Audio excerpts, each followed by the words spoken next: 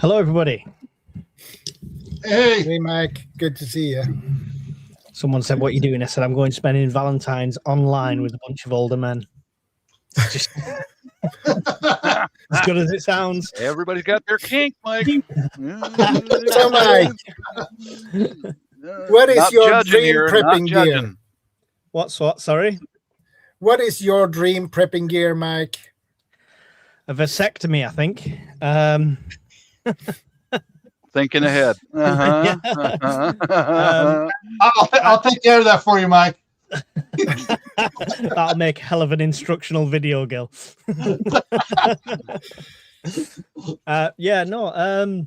Obviously, land is my dream. I think being off-grid and having land, being as self-sufficient as possible is the way to go, even if it's not SHTF, just to save money and things like that. Just be self-sufficient as possible. That's the dream. The actual goal this year is to a new vehicle, like Gil was just showing, but I've got to get extra seats now because there's another baby on the way. So I need 7 seats. So vasectomy. Yeah. Come on now. The Lord said, "Fill your quiver." I filled my quiver. I'm ordering a new quiver. Sounds to me like you filled somebody else's quiver a whole bunch of times. Something happened.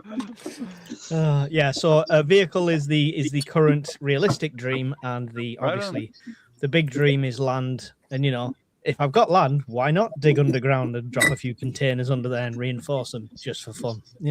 Sure. Sure. Why not? Is that what the topic is? Your dream prepping gear? Yeah. Prepping gear. Oh, it can be such an expensive. We'll call it a hobby right now, but it can be such an expensive do. I think. Oh yeah. It's one of those things where people are like, "Oh yeah, but if you won the lottery, you'd just be off traveling the world and cruising." I'm like, no, I'd be buying the best knives, the best firearms. A tank. You'd be buying an old castle. Definitely. And I like the old ferret APCs, which are the British armored personnel carriers, 2 or 3 seaters. Mm-hmm. And you can get them quite cheap over here. They're not overly expensive, but I just, go into the shops in an APC. It's cool. Come on. Well, Mike, I've already been around the world. UK. Good evening. I've already been around the world, and been there, done that. Yeah, beautiful ladies on 3 different continents, and life is good. And I do want to travel and everything, but I would definitely wait for a better political climate to go to some places. Yeah, good point. Mm-hmm. UK is a mess basically at the moment. It's just it's a ticking time bomb for political collapse at the moment. Yeah, so is Minnesota. Yeah. Well, we're like Minnesota if it was a whole country at the moment. No, it's it's one of those. But yeah, land is the top of the list. But yeah, I'm like any prepper. I'm sure you all are the same in some way, shape, or form. My Amazon wish list is longer than anyone's ever should be. And it's like every time we have one of these conversations, I either buy something or I add something more to my wish list. So yeah, it's it's definitely an ever-growing thing. Yeah. What is everyone just said bunkers and tanks then, or is that just me? Yeah. Yeah, that's all. And Andy says I would buy an island if I won the lottery. Yeah, that would be a great idea to buy an island if you can afford it. Yeah, you gotta do your research though, because you can get some cheap islands off the Outer Hebrides and stuff. But good luck growing things there, and good luck sustaining the weather. Yeah. No man, give me some of those. That is the Pacific problem. Islands. Some of those Pacific islands that are warm. But the problem is there are a lot of islands out there that are for sale, but they don't have water.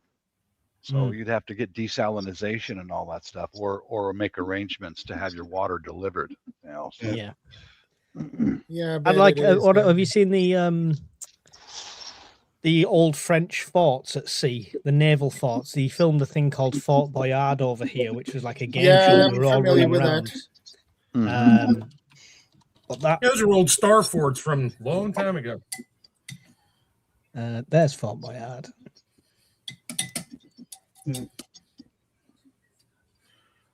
Oh, the dream, dream, dream. Oh boy. This would be my version of an island. Share screen. That one. There we go. I mean, you'd have to have raised beds and stuff like that, but Yeah. think Alcatraz, but at sea. Mhm. So it's really cool, and yeah, you could definitely man. get some aquaponics and stuff like that going on in there. Oh, and yeah. Oh yeah, definitely. talk about Mhm. defensible. Limited access. Yeah. Yeah, yeah. That Easy would to defend too. that would be my my island. Stop that screen. I'll just be 2 seconds, gentlemen.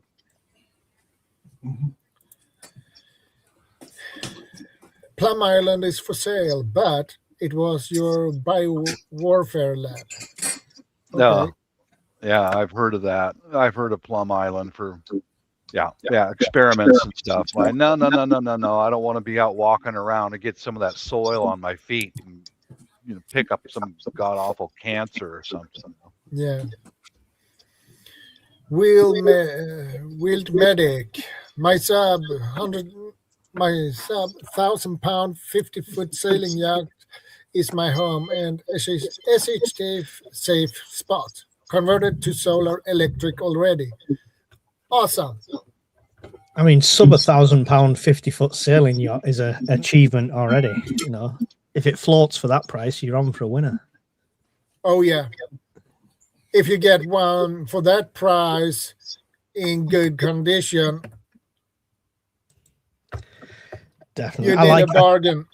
Well, I love the idea of a boat. I think it would be the best bug out vehicle. When people talk about digging a bunker, I think I'd rather get on a boat and get out of there rather than dig a bunker if I had a choice. And do you know what I love? You'll have all seen it. I love the catamaran style boat that he has on Waterworld. Yeah, I'd say Waterworld when you said that. Yeah. Yeah, I'd love something like that. That would be because I mean we know they're durable. They've sailed around the world on them, right? Yeah. Well, that's one thing I mentioned earlier. If price was no object, we'd be picking up a very recently decommissioned aircraft carrier because you got all that flat deck up there that you can bring soil on top of, and now you got a big raised planter bed. I mean, but yeah, it's going to take more than a couple of people on board to get that thing moved, though. So you've got to think about staffing issues. That's why you have to do it as a MAG, a mutual assistance group. You get a group together, they buy into it. Buy a percentage of my aircraft carrier. Well, just keep an eye out. We're here in England. We're selling Diana, off good to everything see you. to do with our military. I'm sure we'll sell you one of them. Well, my driveway alarms work. One of them turned on, and I went out to look, and there's a gray squirrel on my fence, and he stopped. A higher mammal. Run! He took off. That's because he knows what you did to raccoons. He knows what you did to the raccoons. That's why he ran away. Most likely, he's probably a witness sitting up in a tree watching what I was doing to him. Yeah. Uh-oh, he's coming for me now. There's no coons left. The raccoons are still alive, but they're kind of walking funny. I'll just end it right there. Well, it is Valentine's Day, so I wouldn't put it past you there, Bob. Vanessa says, so how many generators do you currently have and how many you want in the future? Sizes and fuel for those? I got 3. I got a 75, 8500 kick, and then I got 2 2500 portables. One's brand new still. It's in the basement in a bucket. Never had the oil in it. I got everything in there in a container ready to go. And the other one lives out at the cabin. I use that all the time. Yeah, I've got none. I wouldn't like any where I am. I couldn't run a generator outside in an urban area. It would just be like painting a target on my back. But when I move, yeah, I'd love a great big dirty diesel one. I'm looking at this. Yeah. Somebody I've said, got- look at Warren catamarans. I've got one. It's got fresh oil in it, and I'm about the same way, Mike. I've got one, and I'm going to run off batteries and propane until that's all gone, and then I'll get the generator out. Because that'll bring everybody in. I live in the suburbs, so yeah, we're not doing that. I have 2 generators, one here, one with the wife in California. The one in California is just a gasoline one. It's a 8,500 watt generator. The one here is a 6,400 watt on gas, 58 on propane, and 52 on natural gas. It runs on 3 different types of fuel. So the only thing I got to do for that one before I can even think about hooking that one up is making a sound box for it to live in. So when it fires up, you can't hear it. Yeah. One of my neighbors, he's got a setup like that. As soon as the power goes off, his automatically turns on and runs his house automatically. But he built a nice sturdy shed around it that's connected to the house. So that's pretty smart. He's got it all locked up, Yeah, Hey, Gil, do you have one of good. your share screens still open? Because we're getting that echo that happened the last time you did that. Nope, I don't have any shared screen open. Testing. Testing. Now it's gone. Testing. Mike must have shut it off. I'm looking at that Warren Manor 24 catamaran. It says it's like $1,000 and it's 1,000 hours to build it. I'm still getting that echo. Yeah, I can hear it. Yeah, it's back. I'm not sure. It's off of somebody's double computer. I just blame Gil because he's got like 18 computers running at once. And the advantage with a catamaran is they are much faster than a regular sailing boat. Yeah, well, this is the Manor 24 is a big, comfortable cruising catamaran designed specifically for kit building by James Warren. So yeah, but I mean, like $1,300 this one, and looks all right. Looks different. And you need the time to build it too. It hasn't got the big net in it that I like on Waterworld. I like that net area he's got. Okay, wrong button. Yeah, you need one of those pontoon boats, the twin aluminum pontoons, or even the tri pontoons, because you can always throw a sail on it and use it as a sailboat if you run it. Cool. What a darn echo. All right, yeah, somebody's echoing. Gil, hit your mute a second. Hang on, I got to cancel this. It was Gil. Aha. Testing. Nope, still there. Yeah. It's not Gil. Must be Mike. You're the newest one to come on, and that's when it starts. Nice. Thanks. All right, I'm sharing this one here for Mike to look at. Here's your missile silo. Yep, that's mine. Yep, that one right there. Each level looks like this. I was drawing diagrams of those things when I was in 5th grade. Right. My only problem with these is one way in, one way out. Nah. Yeah. You make a second way out. That's like a half a mile away, or 2 ways out, a half a mile away to pop up in an outhouse in a field. Yeah, they got multiple. They can have them where they got multiple entrances. I'm trying to find the good one here on it, where you got the entrances above it, and you got entrances off to the side to get out. Those are the Titan silos. Those aren't the other ones where they lay the missile down and stand it up. The Minuteman silos. Yeah. They filled those up with rubble. Good luck cleaning them out. This is one being built being converted in Colorado right now. Mm-hmm. Yeah, you can buy your level. And they come with pools in them too. Yeah. That is definitely a dream prepper place. I just feel like if I could afford it. I feel like it's just a really expensive tomb. Well, Yeah.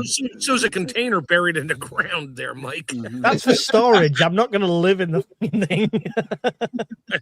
Or you build yourself a mausoleum I just, the dream and is make that as a home. the dream is a container like that is not for living in. It's I want one of those rooms that you see in all the movies when they go, "Do you have any guns?" Yeah, I got some guns. And you open the door. Oh, I got it. I all get lit what you up, mean, it's Mike. walls, and it's just that's the dream. Well, you can always move to the States, and it can be yours. Yeah. Just got to watch out. If I could, I would. Yep. When the kids are older, if I'm not too old to be rejected by the green card people, then that'll be on the cards. English are always welcome. Yeah, we feel bad for you after we left. Not really. We left. We feel bad for the ones that wanted to come but weren't allowed to. Yeah, the only requirement for English citizens is you got to make an English breakfast every morning, and then you're welcome in. Not a problem. Not a problem. You do that, I'll rent you a place. Oh yeah. Yeah, and Bob would be very happy if he got an English breakfast every day. That's a fact, Shadow. I told you guys about how my relative's neighbor, he was RAF and I was U.S. Air Force, and for 3 days in a row, he made me an English breakfast and had his Filipino wife bring it over to me for 3 days in a row. I was like, damn, man, now that's hospitality, man. Huge plate. Oh, man. Did you get the blood sausage with it, too? I don't know what kind of sausage it was, my friend. It's, black pudding. Black pudding, that's it, black pudding, yeah. That stuff was delicious, That's just congealed blood is all it is. Yeah. It's fine. good. Mm-hmm. Yeah, Willow says, what about the Scots? Can we come too? Absolutely. Yeah. Nah. No. You can go to Mexico, then there's still a wall between us like there is here. Oh man. I can hear Brian now in your fireside next time. I can hear them wailing on bagpipes and drums, and the English immigrants are like, "Oh, those Scotties are at it again." What's the saying though? It takes an Irishman to play the bagpipes right. I mean, nobody plays the bagpipes right. It's just not. It's just. To be honest, I don't mind them as long as it's like with a full military contingent of drums. Yeah, I hear you. Edinburgh tattoo. Yes, I've been there. Yeah, I've done that. That is the one reason I want to go to the UK is to go there once. Yeah, the Edinburgh. We went to the Edinburgh tattoo, and it was brilliant. They did a show with one regiment, and they'd set it up on the courtyard of the tattoo, and they started the explosions went. They started this charge, and they were in the red uniforms with muskets, and they ran and they clambered through this like obstacle. And as they came out the other side, they were in World War I uniforms, still running. Explosions, diving under barbed wire, came out in World War II uniforms, and it was just like the history of the regiment in one big charge. It was so well done. Awesome. Yeah, awesome. That would be something. And the most Scottish thing I ever heard was in Edinburgh as well. We were there for Christmas, me and the missus, and they still fire the cannons off the castle every so often for ceremonial purposes and stuff like that. And we're just walking along the middle of these Christmas markets, and this cannon went off out the blue, boom, and all you heard was this very thick Scottish accent going, "Oh, you bastard!" It was as loud as the cannon. It was hilarious. I like what Willow Tree said. Mikey, you sending Mrs. UP to Mexico? There's nothing between us both apart from a wall. Willow says, Mike, are you sending Mrs. UP to Mexico then? Yeah.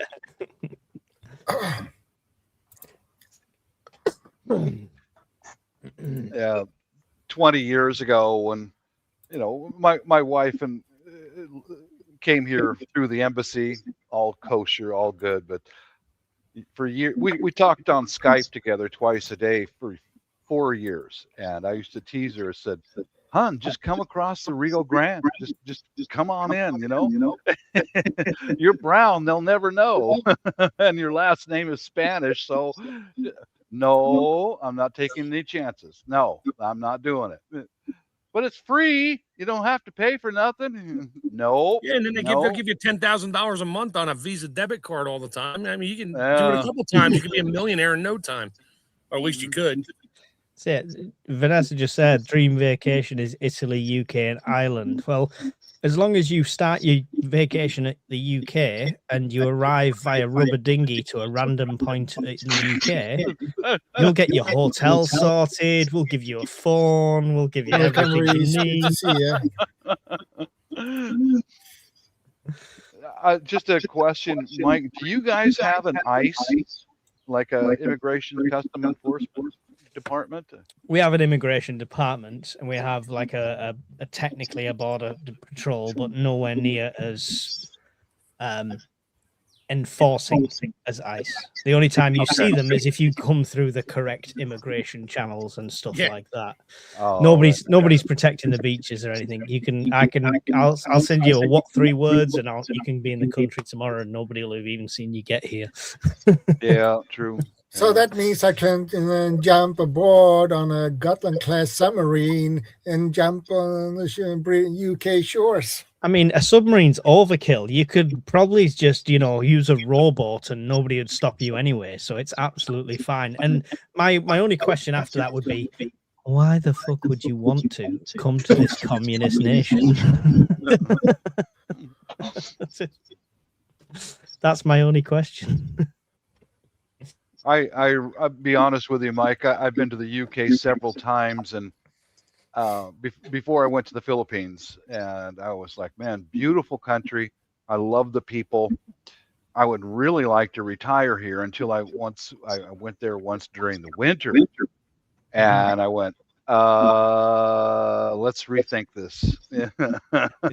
It's moist during the winter. I mean, don't get me wrong. We've still got great tourism. We've got beautiful history, historic castles. I could take you around 2-3 weeks around the country and you'd think it'd be the best place ever.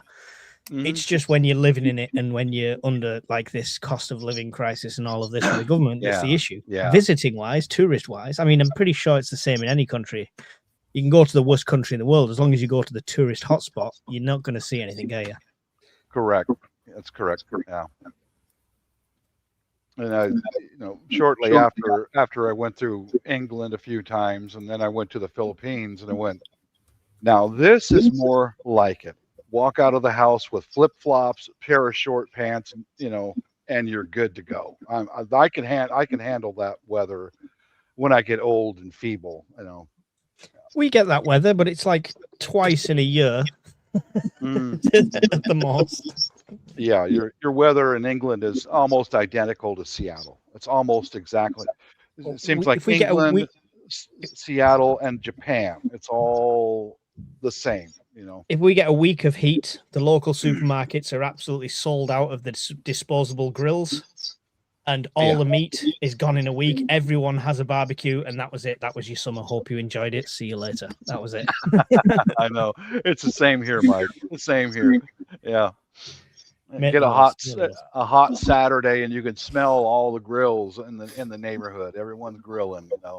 Yeah, same thing. Love it. I'm actually emptying my storage tubs and unpacking.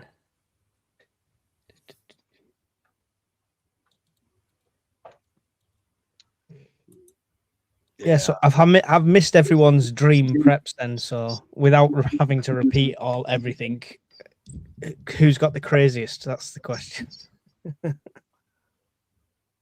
Yeah, I think mine was probably one of the more expensive ones. Have you ever seen?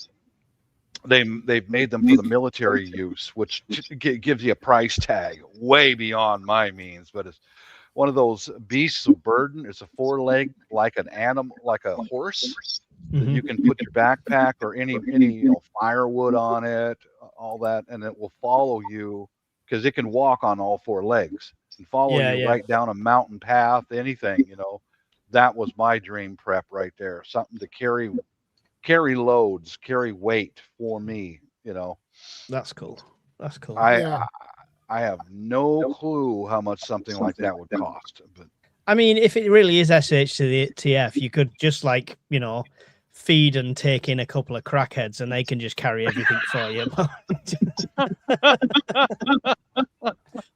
Cheaper options, you know, horses for a glass pipe in front of them. That's it. This way. I need to. I'm hoping this will share. It's weird that we're talking about random stuff like this, and we talked about an island. I've got one of those backgrounds on my windows that just puts random pictures up, if you know what I mean. Yeah. And this has just appeared, and I mean, talk about a bug out location. If look at that, I've no idea where it is. Wow. But how cool is that as a tactical position? Yeah, Yeah. ancient walled off city right on the seashore. Oh boy, that's One entrance on the road here on the left, and then you've got obviously my house up the top overlooking everyone, you know. Yeah, Yeah, like a king. That's it. That is awesome, that isn't it? I haven't got a little eye panel, so I can't even say where it is. Anyone knows where that is in the chat? Please let me know. Suppose it's, Hey, Nico. I would Good to see guess you. off the coast of Spain or the Mediterranean somewhere where it's Yeah, formed. it looks like that kind of possibly Yeah. Italian, possibly Greek architecture. Yeah, looks like it. You would set it on Brian fire. says, yeah. Goes to show you with building the walls around it like that, how much life really sucked for those people if you had to build a wall around your town just to stay secure. Like have raiders come in off the sea and grab your women and take off with them, and oh man, no.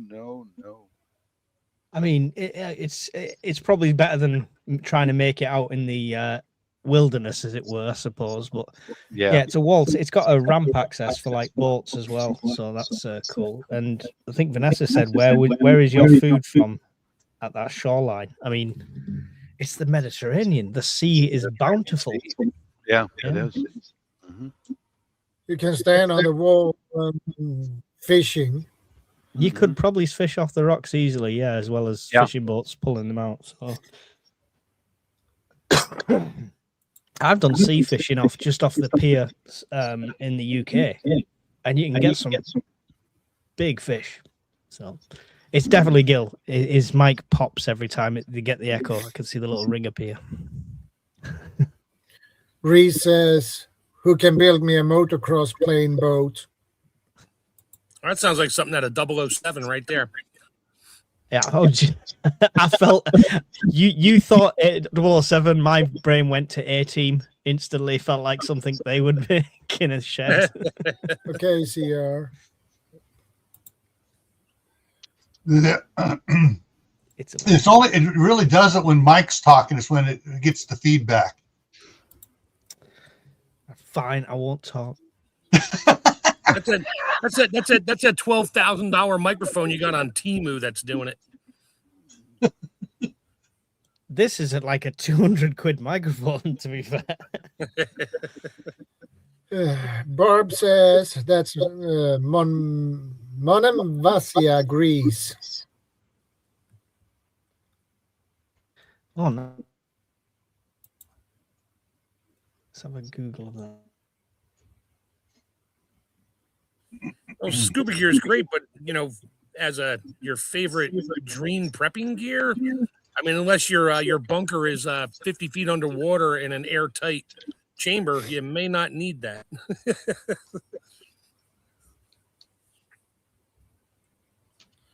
Oh yeah. Hunt and fish wherever you like. Vanessa's dream prep. That would be a great idea.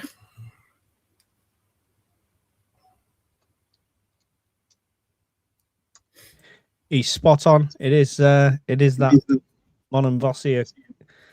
It's on its own little island. That it's not even. It's connected to the main line by a small, thin peninsula.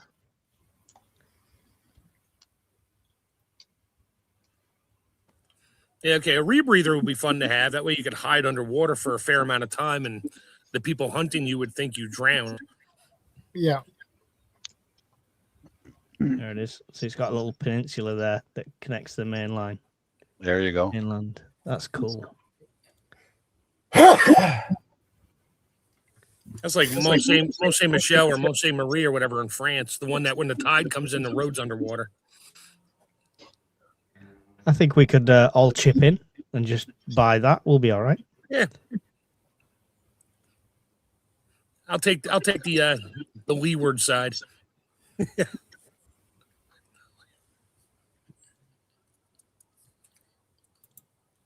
Fellow U.S. Air Force members in the hospital barracks all got deep water set for Scuba. Scuba, yeah.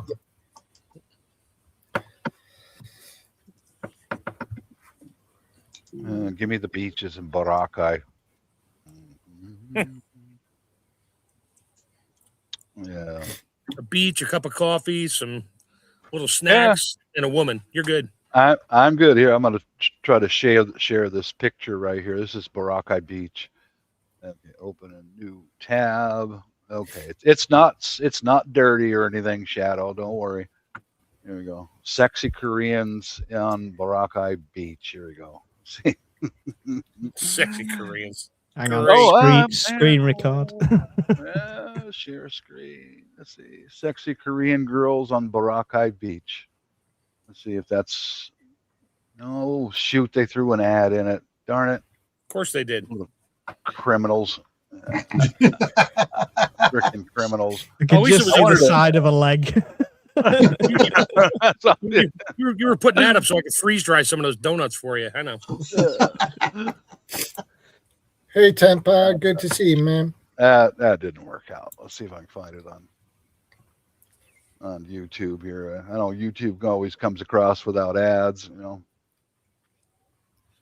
You have to let it play for a minute till it gets to that point. Hit pause and then share the screen. Then. Yeah, that's what I'm gonna do here. Come on, Boomer, you can do it. I can do it. Just takes me some time. Boracay Island, Japanese. Mark, we got to talk about your numbers on that short. You hit thousands on that short, didn't you? Which one? So for Survivalist. Which one? The second one with the feminine hygiene products. That one. Yeah. Oh my God. Yeah. Got some good numbers on that one. That's because somebody named Mike threw it on his TikTok channel because those numbers went through the roof in about 2 hours. I was like, holy hell. Brilliant. Yeah, even the new one. Crap, I got 50 subscribers on there, maybe 51 by now. I got 50 subs on there, which is more than my other two channels combined, but 2,300 views on that one. Nice. 8,300? 2,300. I was like, geez, that's a lot. Here we go. I'll see if I can share this YouTube thing. So I did. Boracay nightlife. I think that's saying I'm not a man. There we go.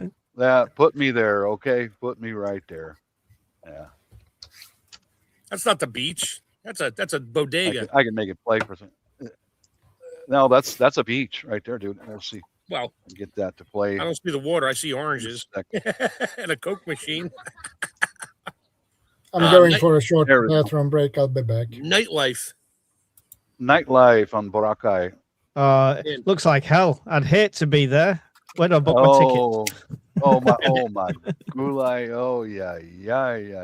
That's a place where a married man could get into all kinds of trouble. Yeah, Boracay, where half the women are men and the other half are women. I found my stag do location. Dude, they come out at night. They're around there. Yeah. They come out at night. So yeah. So we're gonna be there at the end of next month. We're gonna be there. Yeah. That's a good thing when the kids are all grown up and they're all self-sufficient and all that. You got some money to be able to go to places like this, Mike. So a vasectomy might not be a bad idea for you. I mean, yeah. Well, by the time my youngest will have grown up now, it'll be what? I'll be 60, something. Yeah. That's where I'm at. You know. That's if she doesn't want 10 more in the meantime. For me, you see that little table right there? Let the family go out running around doing whatever. Park me there, have some snacks, a cup of coffee, a bathroom nearby, and just leave me. I'm good, man. I'm good. I might try and pitch it as this is a cheaper option than putting me in a care home. Just send me there. Yeah. Give me the same money that the care home would have cost in my pocket. I'll look after myself. I agree. Yeah. No, well, it's like I can go. We're going to go in the wintertime, and being married to a Philippine national, I can get a 1-year visa for free. And we've got a house there, you know. And she says, yeah, you won't have to be in the wintertime here. You could stay there if you want. But, you know, I kind of like my wife. I want to be around her. You know, does that sound too odd? That's very odd. Yeah, that's a rare case, that one. That is a rare case. Yeah.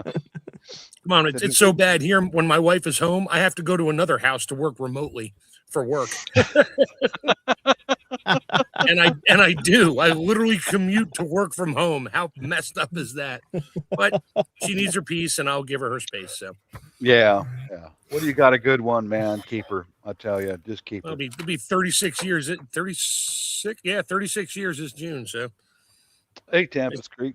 I ain't leaving to find another one at this point. There's too much baggage floating around out there. Me too. Yeah, me too. Yeah, we're pretty comfortable with each other, you know. Yeah. Yeah, that's my plan for this vacation, all the bikini babes and all that, and just park my old 60-something-year-old ass right there and a cup of coffee and some food and a bathroom right over there, and I'm good. You guys go do whatever you want to do. I'm going to sit here and fill my eyes. We all need to chip in and get Bob some of them Meta glasses that just constantly records 1-minute clips. Yeah. This is why we've been going wrong on YouTube. That's kind of a bummer, Mike, because they recently changed the laws over there about filming in public. You have to get the other person's permission to film or photograph them. So it's like, you know. Yeah, but they're just normal. Yeah, glasses. but if you have your Meta glasses on and your YouTube channel is based out of the United States, who the hell's gonna know? Yeah, you never know, man. And you don't publish it till you're back here. Yeah. Well, that's assuming he moves back here and doesn't stay there. you say that, Tampus, but I bet you said that after the first one as well. Hey, CR, that's a good comment. Bob, you want one of those mini umbrellas and the drink? And I said, hell yeah, if I'm on a beach with Japanese and Korean chicks walking by in bikinis, I'll take one of them little floofy umbrella things, man, any day.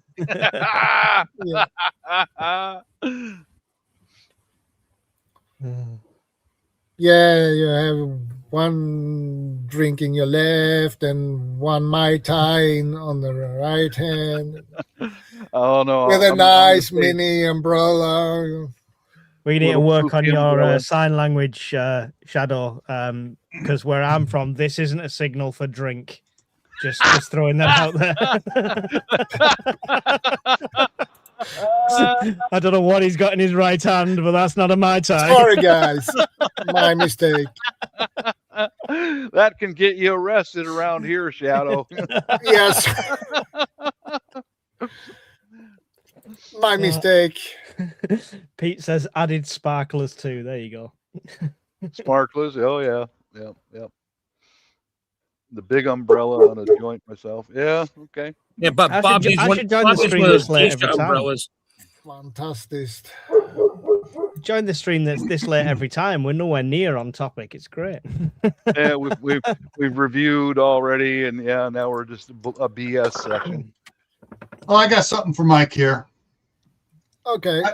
Mountain Prepper Property. Oh, don't. And so you know, one's here, but that's huge. Here's a nice small one here. But there, you know, I love that pyramid on the top left there. because not just because like it's some sort of status symbol, but that water collection for the runoff for that building will be awesome. Yep. Yeah. And it's got solar panels in the background there. Yeah. That's I mean, that one looked really nice actually. This is Nice the same design. building. This is the other side of the building. Yeah. So you got that side, and you got the exact opposite side. This is one of those things where I'm going to look at this and think, right, that's the dream. And when I actually do it, it's going to be a shed in a rainy forest in the UK. It's going to look like when somebody says, this is the cake I tried to make, and this is the actual cake. It's going to look like one of those side by sides. Me in a shed. So you want to move into one of those hobbit cabins. The half with underground trees and ones. moss and half a tree. Yeah, that's it. Hobbit holes. You're gonna have to go. He's gonna have to go to New Zealand for that, though. But it's to be honest, what the plan actually is, or land. We're not looking for a farmhouse or building. We're looking. I'm going to do a container home. So have you seen the container homes? Oh yeah, that's what we're doing. I've already got the CAD plans all drawn up and stuff like that.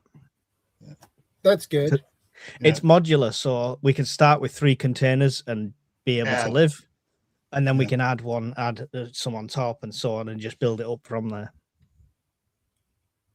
That's like good. this one here, the backside you can't see, the dirt's up against it.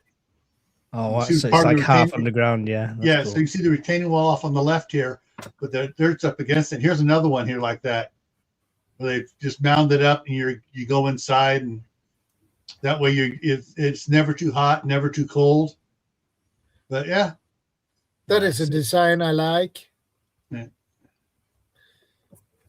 There's one up in the mountains there, but yeah, I love it. It reminds me of like the Dutton Ranch from Yellowstone, that kind of thing. Yeah. Okay. Oh, the ranch up there that it was quote modeled after is for sale for $80 million. Oh, is that it? I'll have 2. I thought it was going to be expensive. But yeah, I mean, it has the river going through it. It's got like 20 buildings on it, besides barns, because what they do is they rent out these little cabins and stuff all the time. So you got income right there all the time. But yeah, nice. Where's that gone? Tempest. Did you just say my name? I walk away for 2 minutes and I hear my name. Some van life for a while. Don't worry, Mark. I stuck up for you. Oh, thank you. Appreciate it. Hey, Mark. That sharp pain you feel behind you, that's the knife that was driven in your back. My wife calls up. I was upstairs the other evening, and my wife's like, "Hey, honey, do you feel a sharp pain like stabbing you in the neck?" I said, "No." She said, "How about now?" Voodoo doll. I said, "No, honey, but how's that ankle doing?"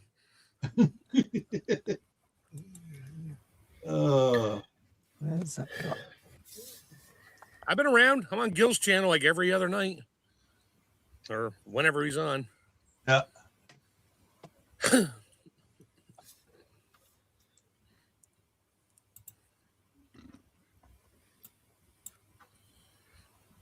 I'm always here on Saturday cooking. I think I'll share out one of my older videos overseas. No copyright stuff going on in here, but there we go. Share this out. See all those pretty girls? Yeah, you're related They're all to them. nurses. They're all nurses. Yeah. So if you get sick or anything like that, man, you got healthcare built right in. I bring musical. I bring musical instruments over there so that when we get bored, we can play music and sing and stuff like that. And those ladies, I don't know how they did it, but man, they pull some stuff up on their phone and they're playing the kalimba and the pan drum, singing songs, and yeah. Not a bad thing to have a bunch of pretty nurses around the house. No, that's nice to have in your family. Yes, it is. Mm-hmm. Especially in a disaster, they can take care of you if you get hurt. That's right. Absolutely. Yeah, they know what they're doing. They're good. The one in the black shirt in the middle, that's my oldest niece. That's Ate Tall. Hey, Peace Journey. Good to see you. All right. Stop sharing here. If I could afford it, I would buy some land myself. But to buy land here, oh man, it costs you an arm and leg and your shirt and your head. Yeah, yeah. And Philippines is a good place to retire, but there's a lot that you've got to you got to be a real tolerant person, because there's a lot of things that are frustrating to Westerners, like how slow everything moves. As most expats say, it's the death of 1,000 cuts, because it takes forever to get anything done over there. Yeah, I bet it does. It does. But so Here we go. So that's the actual shipping container dimensions here. There you go. And here is the start of the breakdown of the building and how it'll be used. Mm-hmm. So main bedroom here. Is that Brian? Bathroom. Is that Brian standing there? It looks like Brian standing there. Brian, yeah. he's got a lute in his hand for some reason, busking. Something. I keep trying to send him away. But yeah, I see the room. I see the room on the right there for all the power supplies. This is like the smallest version, so this would be the starting point. I've priced these containers here, these dimensions. This is a fake wall, so this area is technically outside of the container units, so it's built on afterwards in between them. So, and it's quite small, but this is like the starting point. Then you could expand on top of that, and that's the prepper pantry little thing there. So you get one hell of a rooftop patio. Yeah, well, I mean, this is the thing, because these containers, because the way they are, the bolt points and the mount points, I could easily put these too high. I could put one across. There's so much you could do, so modular, and I could do all the first fix and second fix internally myself, because I did joinery. So it's the lowest cost of building your own that I could find. And yeah, this is the SketchUp. I've got CAD drawings as well, but that's the SketchUp of it. So as in progress. So yeah, that's the dream. That's the prepping dream for me. There you go. With the land. There you go. So the best thing with containers is you can design it as you like, basically. Exactly, yeah. So here, I've literally just thought, like, to start off with, that if we got one container, that would be the start, but you just dump an old static on there so you could live in the static while you start doing the container home. So it's not like a project I need to do and still have a house at the same time. So we can literally move onto the land straight away in a prefab little caravan static thing and then build it as we go that way. So that's the prepper dream. So I only need another 960,000 more subscribers and we can make it happen. So yeah, but that's the dream. Yeah, and if you need to build on height, it's easy. You stuck another container on top of the other, and yeah, there's so many designs. The other design, so the way I scaled this one up is how it's the C shape. The back wall, the next container wouldn't go directly on top; it'd step in, and then you could put a pitch roof from that, because that would give you that water collection point as well. So there's multiple things. That's awesome. All sorts of different avenues you can go down, and that's design number 7 at the moment that I'm working on. I've done different variations of it, and everything's to scale, like the bed, the toilet, the shower, and stuff like that. So I know what will fit in and where, to the point of like the bunk beds in there are based off dimensions from IKEA bunk beds. So I know I'm not just making it up and that'll fit. I'm measuring every little bit of it. So it's surprisingly spacious if you utilize it properly. Yeah. Okay. Hang on here. Something for Mike. Upper levels 2, Pete. Yes.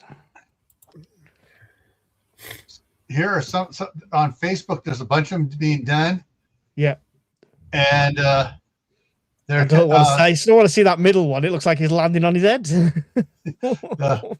But I couldn't find the one I was looking for. She's been popping up on mine, and she's gone through. She put pier blocks and then welded plate on it, and she set 4 containers side by side, welded them, started welding them together and stuff while she's living elsewhere. She's out there working all the time, and then she started. And then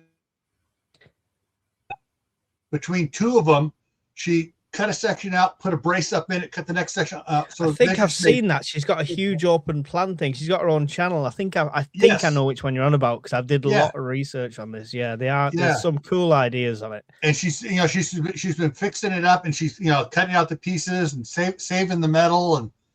But yeah, it's some of these are that one's a container being dropped there, but some of these other ones are. But there was I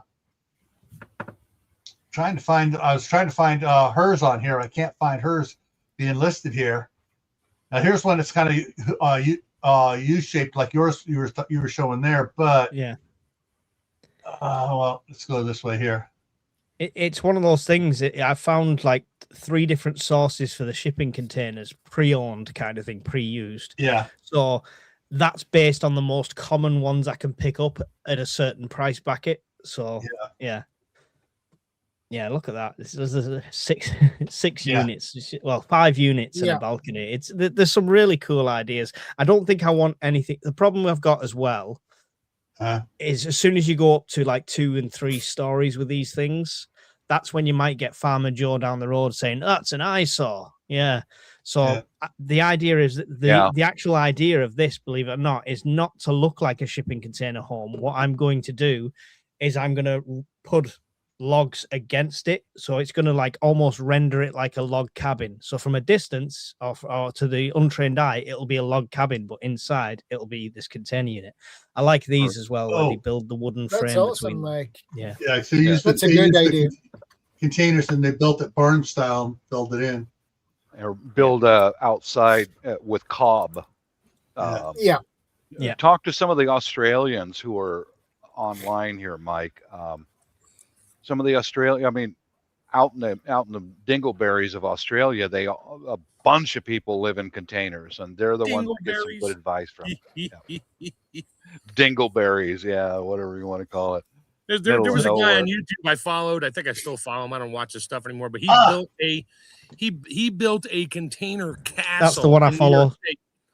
That's the one I follow, Gil. The one that you're pointing at there. Yeah. That's similar. The one I was looking at before. Her blocks are smaller though. Hers are piers drilled down in and come up with a steel plate welded on it. But yeah, I've seen a couple of hers as well. But yeah, that that channel because she's on every thumbnail, and then when you load the video, it's the guy. So that tells you something right there. The other one, the video is her by herself. No guys in it at all. She's doing all the work and everything. But yeah, I've not found them ones yet. If I find it, I'll send one of the links to you so you can find out who she is. There's so many companies out there that sell kits to do things, whatever you want with a container. And I looked at the kit house as well. There's a company in Germany called Huff Houses. And they're almost like prefab interconnected houses. They're beautiful when they're up. They're almost like these Switzerland ski lodge type things. But the price tag they put them on. I mean, that biggest container there I can get for around £6,000. So to get a starting home on a piece of land, that's next to nothing. I can do a lot of the work myself, and then it'd just be material costs like that. So I looked at the kit houses, but they put a massive premium on them. Yeah, I bought my 20-foot container back in 21, and a 20-foot container cost me $4,000. Now I can get the same 20-foot container for like $1,800 because there's so many of them sitting here. These guys are dying. The one guy I deal with, he's got a 40-foot container in better shape than my 20-foot for the same price I paid for the 20-foot, and he'll deliver it and drop it wherever I want. Yeah, so that's it. next on my agenda is a 40-footer because my tractor's in a 20-footer and it takes up like the whole thing with my tiller and a barrel of fuel, and that's it. I don't have room in there for anything else. Yeah, you got to look as well because you can get different heights as well. So you get quite high ceiling ones as well. Yeah, so. you can get the tall ones that are 9.5 foot versus 8 foot high cubes. That's it. Yeah. That's what I want for my next one. That way I don't have to put my T-bar down when I go in. I forgot to put my T-bar down once, and I'm backing in. I'm like, why am I getting all funky on the tractor? And I realized that the T-bar, my crossover bar, was up against the top of the container, and I'm trying to back in. Whoops! Yes. Forgot to put it down.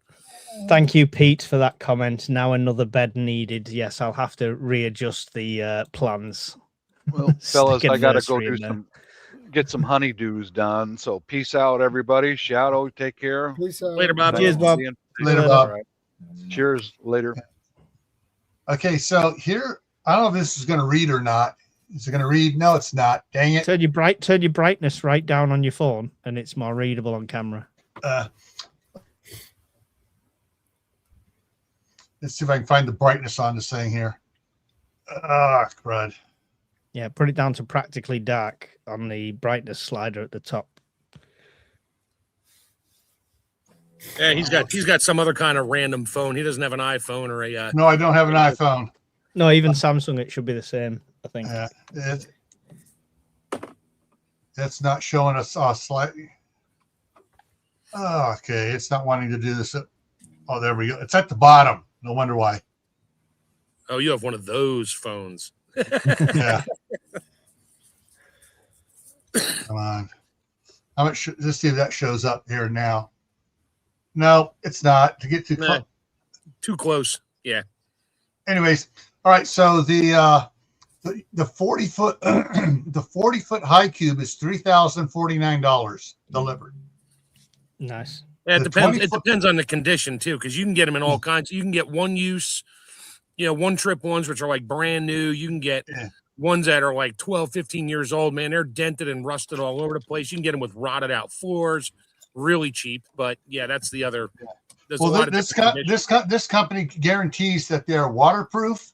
Oh yeah, so is mine. And the floors are good. A 20-foot doesn't say high cube, just a 20-footer for $2,200. Well, for twice the size and only 50% more of the price, I would go with a 40-foot high cube. But there you go. 40-foot high cube container, one trip. So it's a one trip one, like Mark was on about there. Yep. 3,750. So that's even come down since I was looking at them. So that's even cheaper. They're coming down because so many containers are coming over and all the tariffs and all that. They're not going back. They're getting stuck with them. And it's cheaper to leave them there and build a new one than it is to ship it in an empty container back. That's the thing. Yeah. Yeah. So that's even better now. Just need the land. Anybody who would like to give me a piece of land in the UK, please send me an email. For a good price. You can get it ply lined and insulated for an extra $1,500. I think I can ply line it and insulate it for less than $1,500. Thank you very much. Standard electrics pack, full respray. Yeah, it's the options where they make their money on you. Yeah, I ain't having any of the options. That's a DIY job for me. Yeah. Just need to get yourself a plasma cutter and an arc welder or no, I can get through the side of one of them in a circular saw, diamond. Yeah, sure you can. Right. Yeah, absolutely. Yeah. 50 blades later, it would have been cheaper to have somebody do it for you. Where's the fun in that? Welcome, Smithy TV. Do any of you think World War III is closer than we've ever been?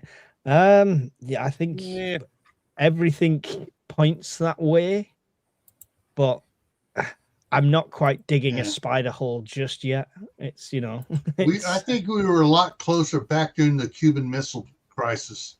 No, well, actually, they reckon the other way around. They reckon it's past that point now. I don't believe this doomsday clock thing because that used to be. We're 10 seconds to midnight. We're 3 seconds to midnight. Oh, we're all going to die again. It was 2-3 minutes to midnight years ago, but it was only based on nuclear war or nuclear, or World War III. Now they throw in climate change and everything like that into the mix. So it's like, we're 10 seconds from midnight. What's midnight? Oh, all the dolphins are in my cans of tuna. It's just not. Yeah, there's a straw in my turtle soup. Yeah. Yeah. So yeah, it's a difficult metric. I personally, Smithy, I think everyone's different, but personally, I think we're probably closer now than we've ever been, but not in the way we would think of wars like World War II and World War One. It's never going to be that. I think we're closer to a cyber conflict, like mass cyber attacks worldwide, that kind of thing. So infrastructure more than anything else, which is the best thing to be able to prepare for, right? So I don't think we're going to have if you got a smart government. Yeah, it's not. Oh God, where's one of them? Let me know when you find one of them, Gil. Yeah. Oh yeah, that's an interesting find if you could get one of them. But yeah, it's all cyber attacks, it's cyber warfare and stuff like that. And I think that's what our biggest threat is at the moment. I don't think we're going to see anything like Red Dawn. I don't think you're going to have Russians parachuting into the States and Patrick Swayze holding them at bay. No, we're just getting illegal aliens trucked in by the and flown in. Yeah, go Wolverines. Yeah, but that's another wave. That's another way this could. It's what sparks first, like, because you could have a religious war and stuff like that. Look at the state of the UK with the problems we've got with that kind of thing, and we potentially could be outnumbered in the blink of an eye if something was to be triggered, if an order was to be issued. So yeah, it's a difficult one. It's a difficult one. I think we're closer to something than we've ever been. But yeah, what it is and how it shows itself is a different story. Yeah. Deep question, Smithy. Deep.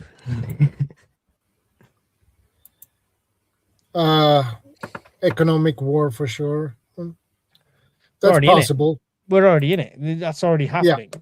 You wouldn't have the sanctions, tariffs, and stuff like that going on if it wasn't. We're already in an economic war. And now, we've got a prime minister now that is, everybody wants him out, but he's stubborn as hell. And now he's going to try and fight the whole tariff thing as well. So it's just, yeah. Definitely bringing a knife to a gunfight, the UK. Yeah, I agree, Mike. I agree.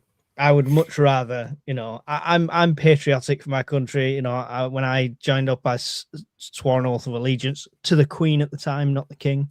But I've always been a royalist. I've always been patriotic. But instead of what we got now, I'd happily be the 51st state. Happily.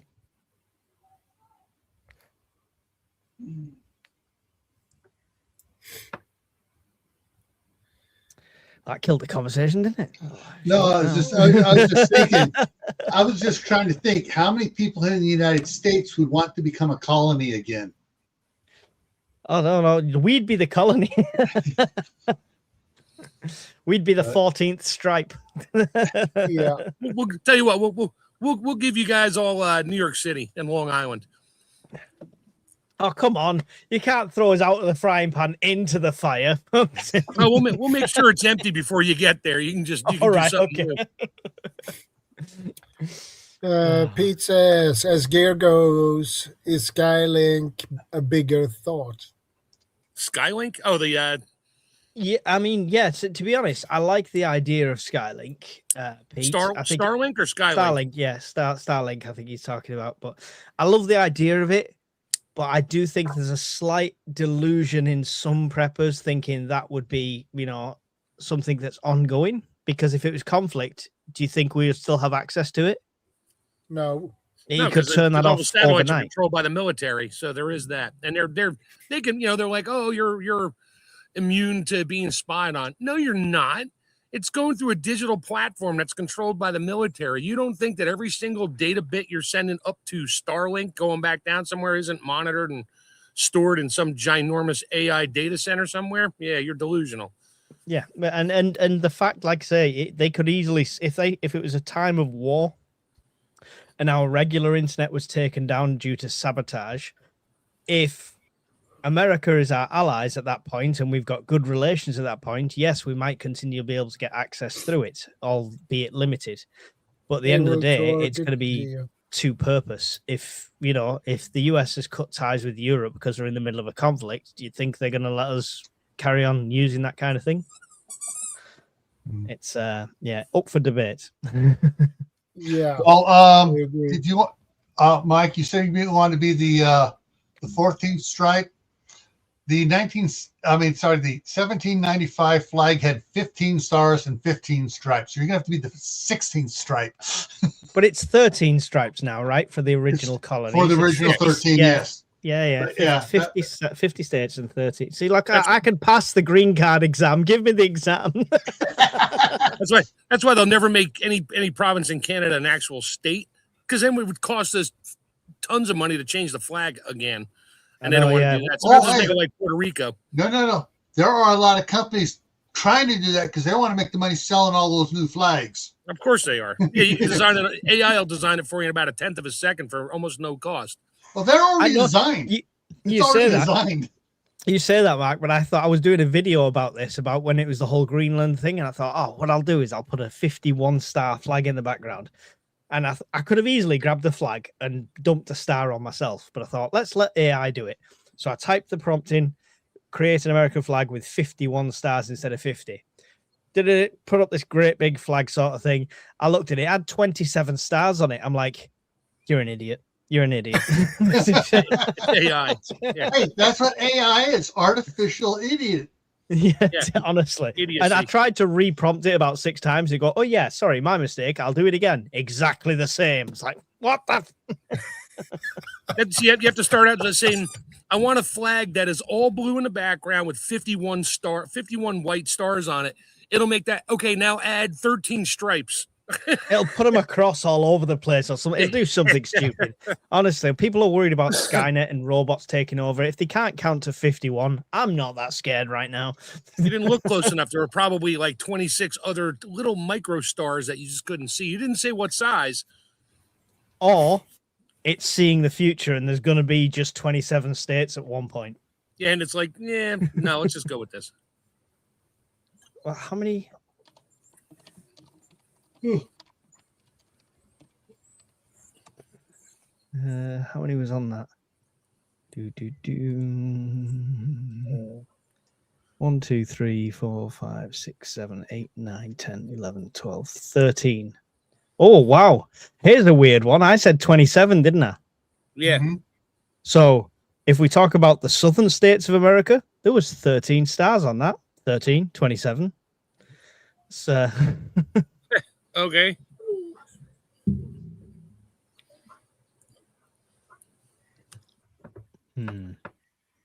Maybe it's predicting the Civil War. Probably.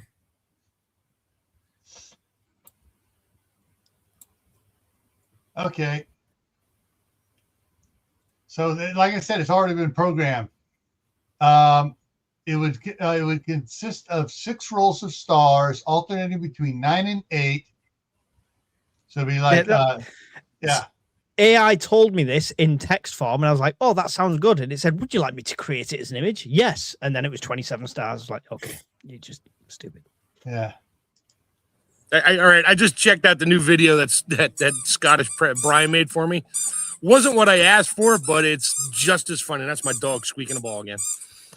Thought that was the video playing in the background. I'm like, what have you got him doing now?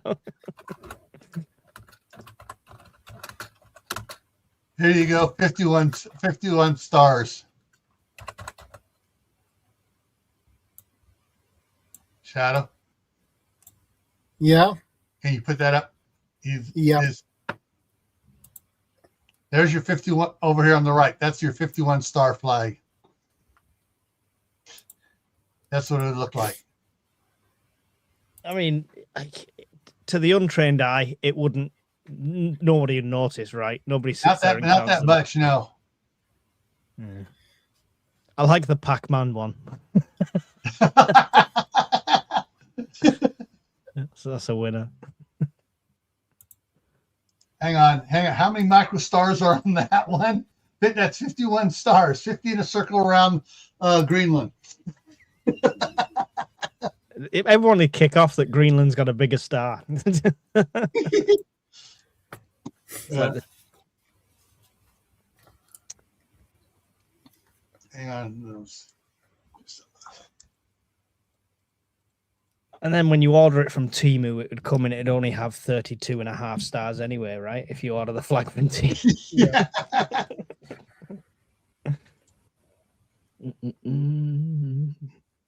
We're underneath tornado watch. Ooh.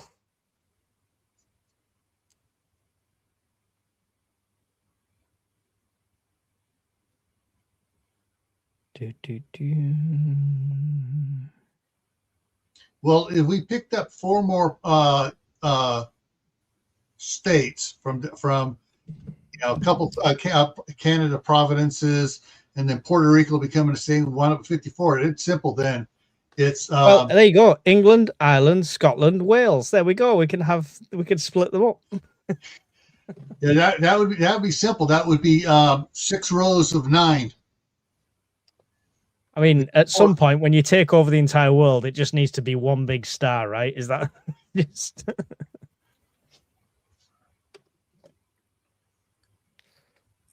now let's see how confusing this one looks. It's gone quiet, the Greenland stuff. I've not heard anything on that. Yeah. That's because we already took it over. We're just not telling anybody. I know. Well, that's what I feel like. It was supposed to, there was a deal done, and then there was not a deal done. I don't know. There's been deals being done since World War II. Yeah. And Nick, the fat electrician, did a video on it, and it's absolutely hilarious on all the deals that were going back and forth between Denmark and the United States over Greenland. Well, I mean, I've no political view on it, but it did feel like it was like a pointless exercise when you can already create whatever, use it for whatever defensive purpose you want. You could stick Sky Saber on there, anything sort of thing. Them deals are already in place. So what would the need be to take it? Well, the theoretical need was being able to enforce the boundary out there. So a certain country, who shall remain nameless, couldn't have their ships going up and down there under their with their Temu crafts. But you can do that now. That's what I'm saying. The deal, there's already deals in place where. Yeah, but the thing is, I don't know, there was something about doing it, being able to control it better without another country saying no, you're causing problems. They want Greenland so they can have Canada on all 3 sides. Then they want to take over Canada, says Iron Firehouse. No. We don't want all of Canada. We don't want all of Canada. Them French Canadians can become their own country. No, we just well, Quebec's been trying to be their own country for like what, the last 80 years. Yeah. But they keep giving them money and say no, stay. We'll just keep giving you money, which is why their economy is in a torrent right now. Well, you heard what happened to Canada back in the 70s. I mean, to Ottawa. I mean, to Quebec when they tried it. The phone company went in there and said, "You do this, we're pulling all of our phones out of your part because we're not going to be, going across another international boundary."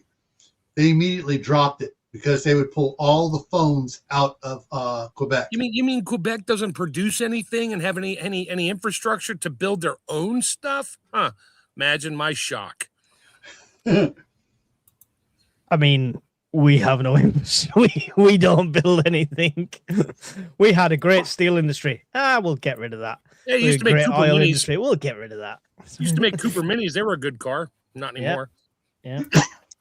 Now it's a subsidiary of BMW, right? Yep. Made in a country that can't afford the electricity to build their own cars now. Mm-hmm. Yeah, there is that problem. Yes, might not be at World War III just yet, but the world is still a shit show. At this rate, there won't be a World War III. Just devolve into a mud fight. Well, what is it? It won't be. The world won't end with a bang. It'll end with a whimper. That's the quote, right? Yeah, I think it'd be more like won't end in a bang. It's going to end in a fart. Oh, what's that?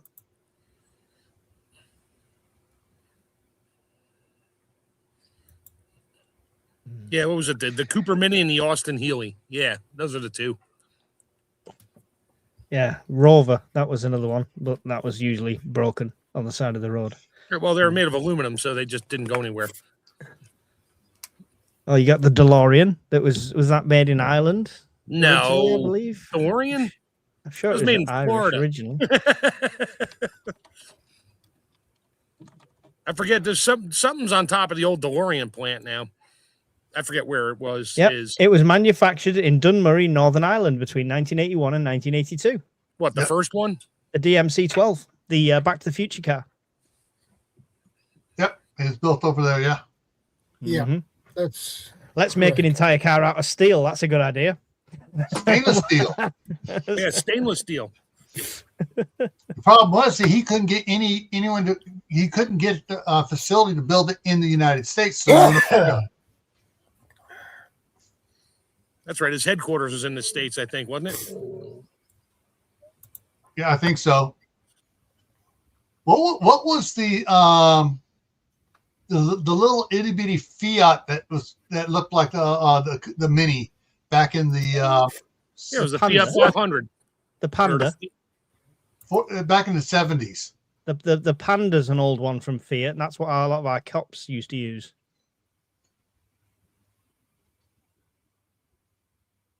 The Fiat 500 is more recent. But it was the Rover Metro. That was the one at the same time over here. Great car. Great car. I thought Fiat was based out of Italy. Fiat is Fiat Italian? I think Fiat is Italian, yeah. Yeah, that's why it was nicknamed the FIAT. Fix it again, Tony. You've got all of them, though, haven't you? You've got Ford, fast only rolling downhill. Nah, backwards. No. It's driver returns on foot. No, it's down a prepper. Yeah, fix a repair daily, found on road dead. Yeah, first on race day.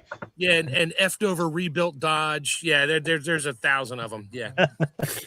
And then there's GMC, the Garage Mechanics Companion. Never came up with one for Chevrolet though, but there is one for Pontiac. Oh yeah, there is. There are a bunch for Chevy as well. I just can't remember, but I knew him back when I was in high school in the 70s, but.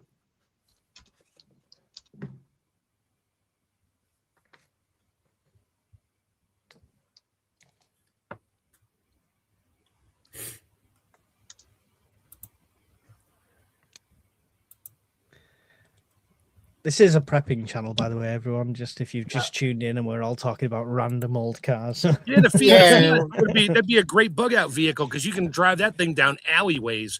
Yeah. The Italian job with the Mini. It was the Fiat 600D that my cousin had. 600D. Yeah. That was probably the American. They had to rebadge it for America. Oh no, it's a bubble with suicide doors. Yeah. Wow. He had it in a blue similar to the blue of our names here. Nice. Just to stand out. When they used to color cars, now everything's gray, silver, or white. It's just red, bland, black. And what's worse, the interiors are limited to just two or three colors for interior cars over here in the U.S. now. Tornado on the way to Texas, says Donna Prepper. Oh joy! Hunker down. Hope the horse is safe. We've got snow hitting here at some point overnight, apparently, but snow/rain/snow. It keeps changing its mind what it's going to be. Yeah, I went up to 52 here today, Fahrenheit. I don't know what that is in Celsius. Probably like, I don't know what that is, 20.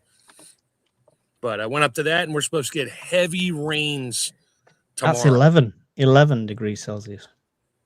We're supposed to get a lot. If it was any colder, we'd be getting a blizzard tomorrow. But no, we're getting heavy rain and flooding. It's 35 Fahrenheit here at the moment.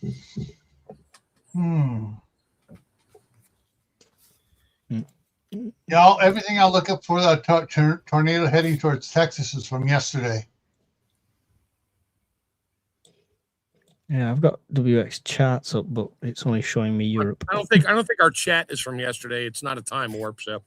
No, that's what I'm saying. I'm looking up things on it, and everything is coming up. All the news blips and everything else. Yesterday or 22 hours ago. Oh, there's one 8 hours ago. Fox weather. We have minus 12 degrees Celsius. Feels like minus 19. Wow.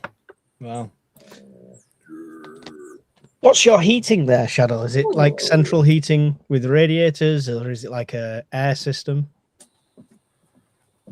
We have radiators here in the apartment.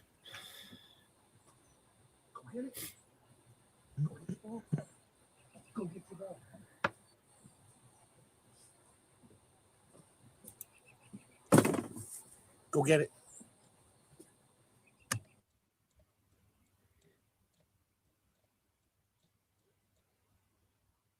We used to drive around in a Ford Pinto. Dude, I put a 289 V8 in a Pinto with my dad. I put 100,000 miles on it. No, they never blew up. Mine would never blow up because nobody could catch me to hit me in the rear end.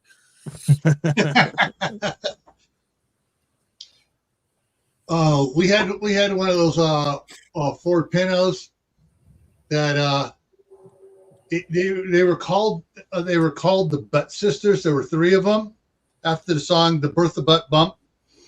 If you were going down there and you're down the road and you turned the key off for a couple seconds, turned it back on, man, the flame that came out of the back of it and with a backfire on it. Oh man! Oh, that was from the 2-liter. 2-liter was notorious. That was the Kent motor, dude. I owned like 14 different Pintos. It was my favorite. I could take those things apart in my sleep.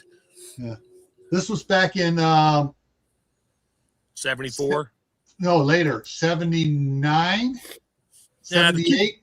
2.3 didn't did it. The 2-liter did. The 1.6, sort of. If you had the stick shift. I know my 2-liter used to do it all the time because we used to do the same thing. Except the one time I did it, it kind of exploded the muffler and left shards of metal all over the place, and I had to go home and put a new muffler on it. My dad was not happy about that. He's like, "You did? Why did that explode?" I'm like, He's like, "You shut the key off at 60 miles an hour and fit in fourth gear and rode." I said, "Yes, Dad. I came down the entire mountain, loading the exhaust with fuel." And I just turned it over, and it almost lifted the car up. Didn't weigh that much. It was a frightening moment. We made it home. Everybody heard me coming for 6 miles away. Yeah, I can imagine that. Oh, back in the day. Oh, the fun days. Oh, yeah. Back before the internet and video cameras. Yeah. That's why none of us wound up in jail, apparently. Exactly. That's why most of the baby boomers and most of Gen X are not in prison. Yep. And we learned, we experienced it. We don't need to experience it again. We lived through it. Oh yeah. You all can try to do it now. Put yourself on TikTok. Y'all going to jail.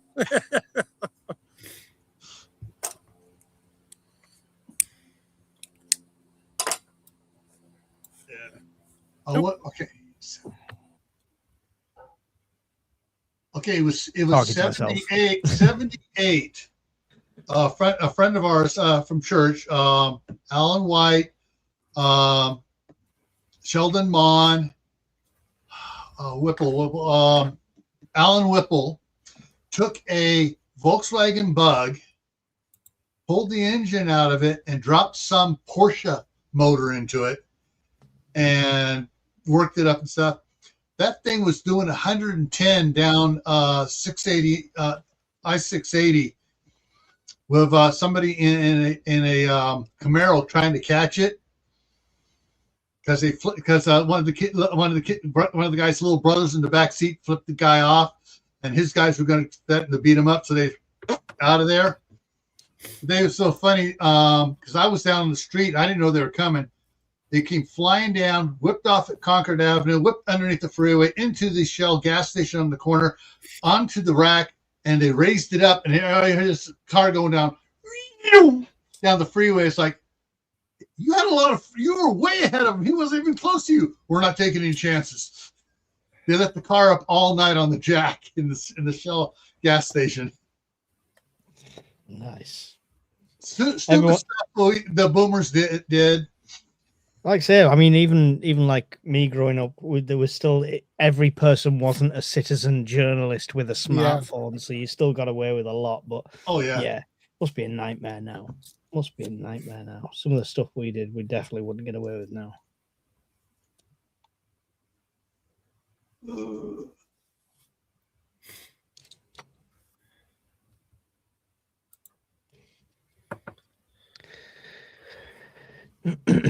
Yeah, Iron Firehorse says, for sure, if kids did what we did, they'd be finished for life. Yeah, probably.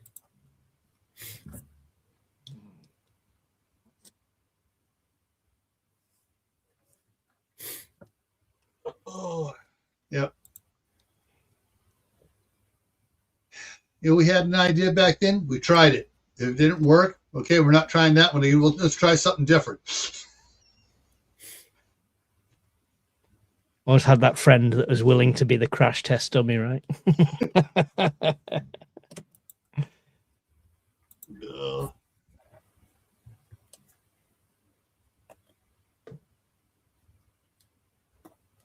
And I got awfully quiet all of a sudden. I walk away for 2 minutes to stir my tomato sauce to come back, and it's like, oh my God, did my screen freeze?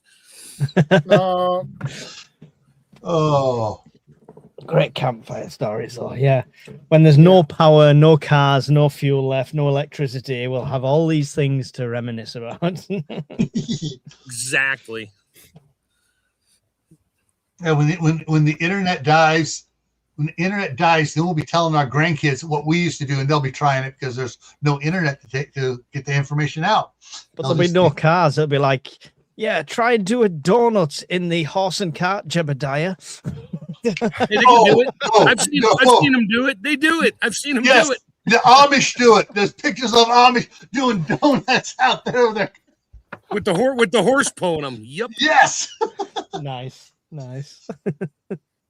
Oh, geez.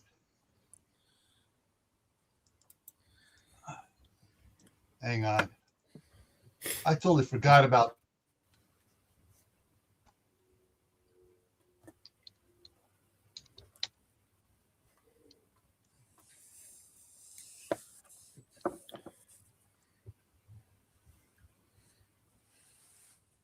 Going to show it here. Okay. Let's see if this works here. What are you Okay, let me share it. It's doing it. It's doing it. Yeah. There you go. Oh, nice. That's the future hooligans of the non-digital world. Yeah. Good luck explaining to Grandpa who makes the wheels how you folded over all the wheels on one side of the cart. Oh no, one of those buckles. Oh. But yeah, that's how you make a donut with a horse and carriage. Yeah. There was another one here. Let's see. Where was the shoot? There's the one in the night. There he's I can't find it here. Oh. I've seen the reel. The guy's driving down the road, and it was dash cam, and also here it's dark, and all of a sudden you see these two red lights coming from the left side out in front, and it fishtails in front of them, and sparks are flying off the wheels and stuff over hitting the pavement. And the Amish, the guy says that horse is running as fast as it can, and it just came around down the road. It's like, whoa, somebody got caught with Betty Lou. It was the getaway horse, the getaway buggy. Sparks are flying. Yeah. Yeah. I mean, that's the way to prep for me, the Amish. Oh, yeah. They won't notice if the EMP hits, will they? It's like, oh no, the one phone in the town stopped working. That's about it. Yeah, it's like, oh, phone's down today, folks. Oh, okay. Sorry.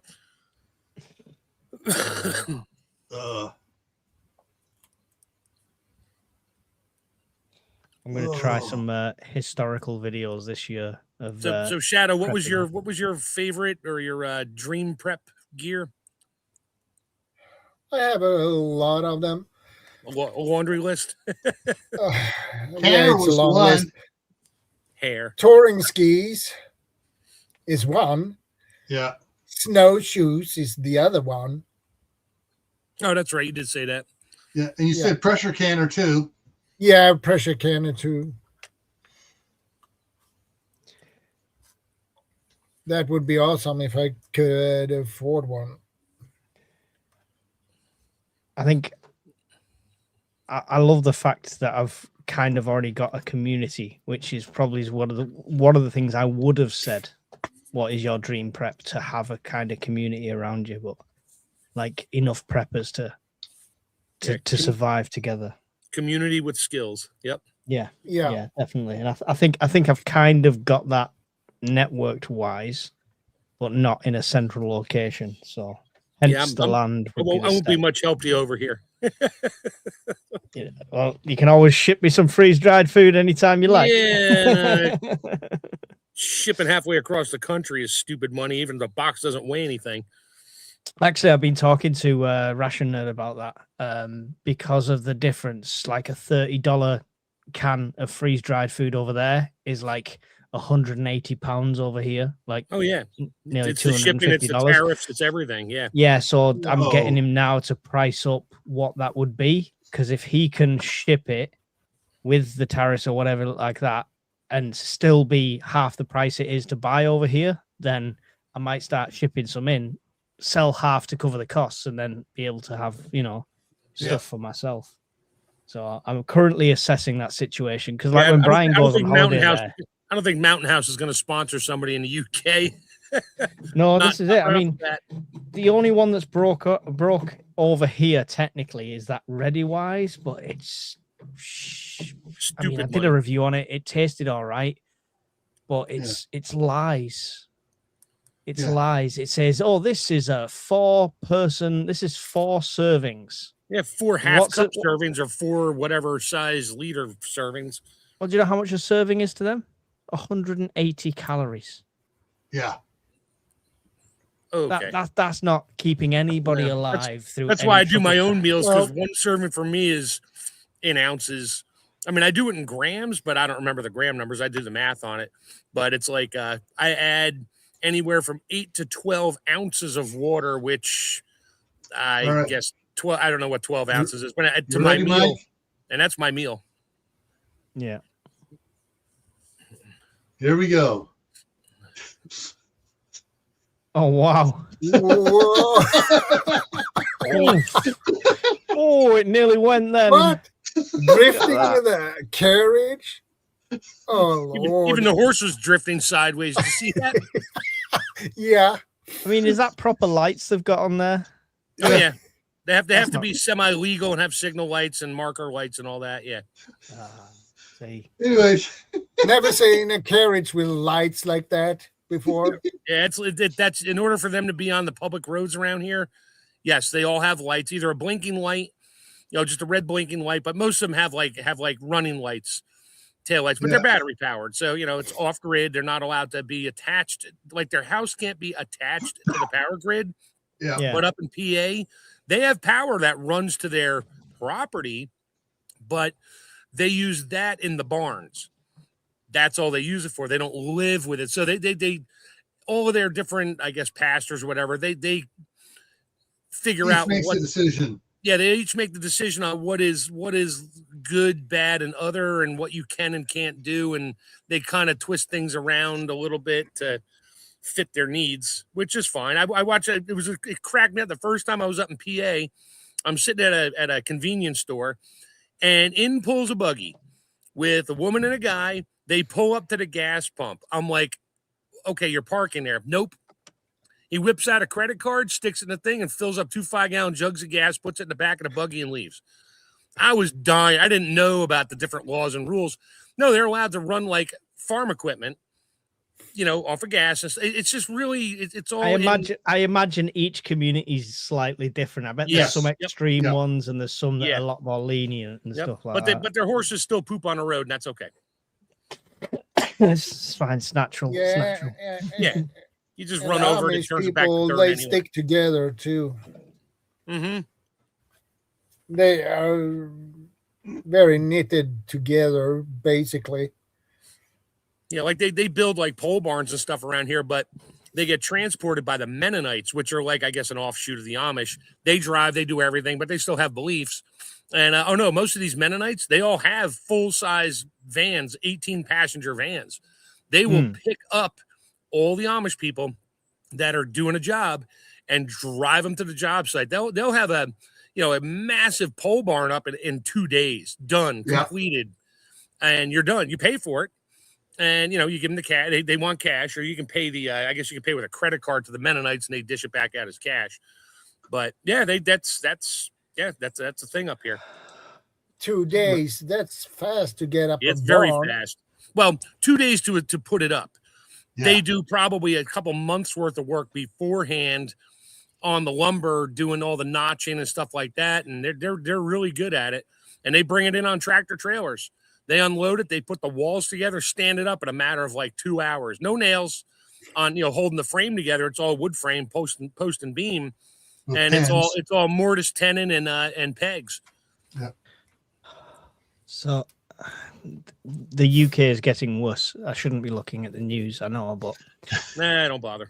Palestine Action wins High Court challenge over government's terror ban. So they banned them as a terrorist organization, and now they've gone to court and won against the government. So they're no longer a terror, even though they broke into Bryce Norton RAF base and damaged loads of stuff and stuff like that. And we're not terrorists. We're just misunderstood people from another country that wandered in. Yeah, that's the government has no control. That's what that just headline reads to me. It's absolutely insane. Oh. Yeah, Pete 619 says Mike needs an 18-seater.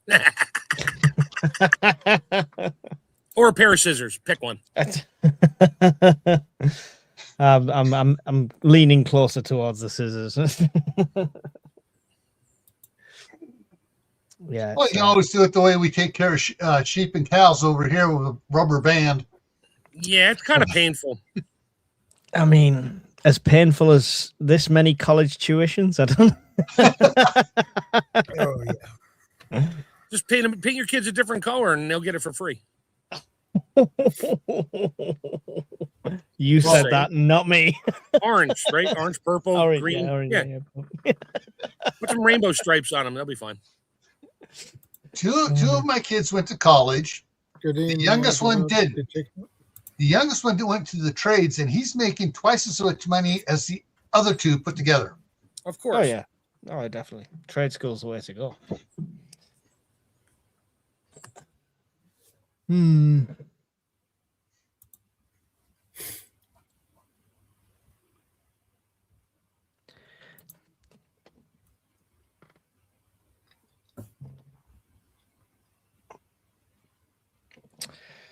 Right. I think I'm going to call that an evening, gentlemen. I've okay. No problem, Mike. Record a couple of videos before I head off and hit the hay. So, cheers, Shadow, Gil, Jeff, /Sofa /Mad Chicken. 3 names of Mark.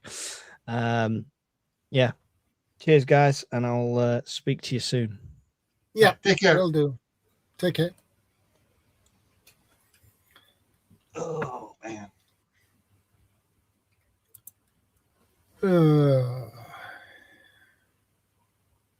The trades are where the jobs are at here in Canada too. Yeah. Yeah. The Mike Rowe has he did. Oh yeah, Mike Rowe. The TV series Dirty Jobs and stuff like that. He's been making the circuit around, just pumping up the trade schools and pulling out all this information about, all right, these guys go to university. Nothing wrong with university, but get a job that pays. Get a degree that you can use, not a useless degree on, oh, I got a liberal arts degree in poodle haircuts or something like that. It's just, the idiocracy, people thinking, oh, this sounds like it'd be cool. Do you know can you make money in it? I don't know, but it's going to be cool and I'll get a job. They don't get a job. They get a job, all right, working at McDonald's. Yeah. And flipping hamburgers. Yeah. Oh, where'd I walk away and Mike left? Jeez. Yeah. Oh, yeah, he was saying all sorts of dirty things about you. He goes, I'm out of here now. I'll catch it on the replay, and then I'll message him on the app. I'm like, yep, I heard that.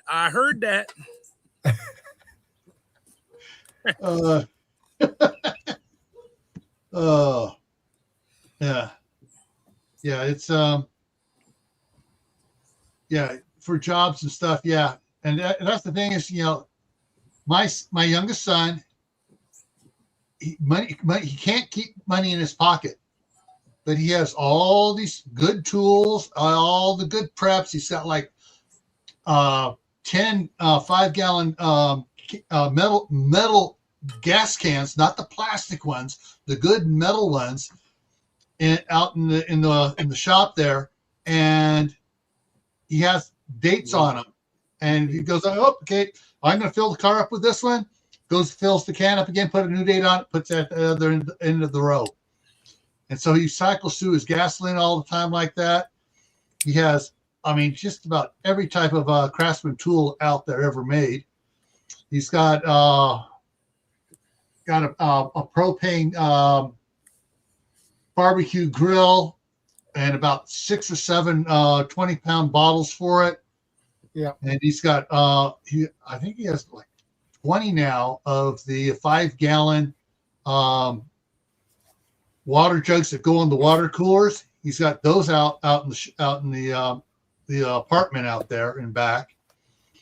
And yeah, he's got just a lot of stuff. Oh, and the alcohol. Cases and cases of alcohol that he does not like. That's good for training. Yep. Yeah, that's what I got. For a while, I'd probably for bartering.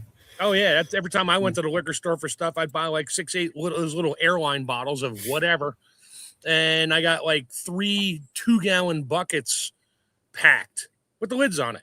I know what's in it, and they'll stay there. And something comes around and you need it. Some of them you could use for antiseptic if you had to. Yeah. Other ones, nope, trade them out. It's like, oh, I have Jack Daniels. You do? Yeah. I'll take that. I'll take that spade shovel you got there that you're not using. Here's a bottle. Yeah. Yeah. There's Oh, and he's also been collecting boxes of candles, cheap candles, free ones from garage sales and stuff. He goes around near the end of the garage sale. Nobody's bought the candles, and he offers them a ridiculous amount. And sometimes they just say, "Here, take it. Just get it out of here." Yeah, it's going. If not, it's going on the curb for trash pickup on the next pickup day. Yeah. So me and my friends used to do that. We knew where all the garage sales were on the weekend. We knew trash pickup was Wednesday. Tuesday nights, we're driving around in Mom's station wagon, going to all the places that had garage sales, rooting through the stuff. We found all kinds of cool stuff. And they didn't care as long as we didn't make a mess of the trash. Just go through the boxes. Like, oh, take that. Ooh, I'd like that. Ooh, my mom would like that.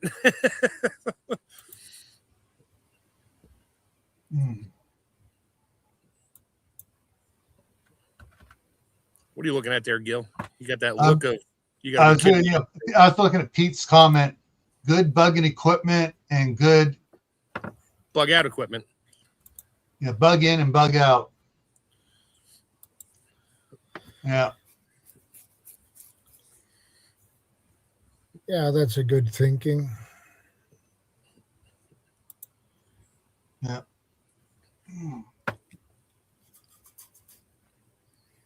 So my next video on a sofa survivalist will be out on Friday. It has to do with growing your own food.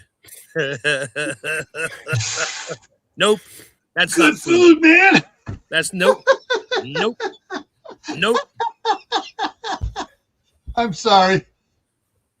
Back in the day, a bunch of us in 1970, I got graduated in 75. A bunch of us went on a senior trip and went down into Los Angeles from Arizona.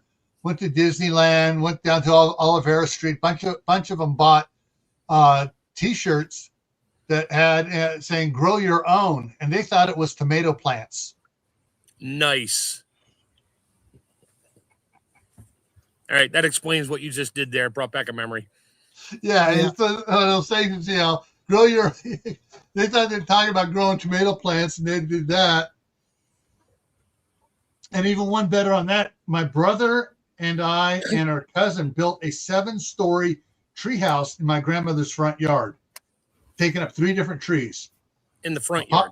In the front yard, a poplar, a willow, and I'm not sure what the other type the other tree was. Had these long, stringy pink flower things on it. But we built seven floors to it. Yeah. The top one, my cousin, while we were gone for a couple months, built a greenhouse on top, and he was growing that stuff in there. Nice. And we were out there. Some other kids were running up and down the street, causing stuff. Cop showed up. No, that was so and so down there. They went down there, turned into that driveway down there. The other 3 went up over there, and one guy goes, "What do you got up there in that treehouse up there?" And my cousin, deadpan, goes, "You can't tell? Those are tomato plants. It's time. It will be about another 3 weeks. It'll be time to plant them out here." Yeah. Okay, he said it's so deadpan and serious. They go, "Oh, okay." We just wanted to get it a little closer to the sun for better illumination. Yeah, that's it. Yeah, the things boomers did. Yeah. Oh, that's what he meant. Montages ahead. No, months. You have Yeah. to scroll down to the last one. Gotta love autocorrect. Or auto do whatever it wants.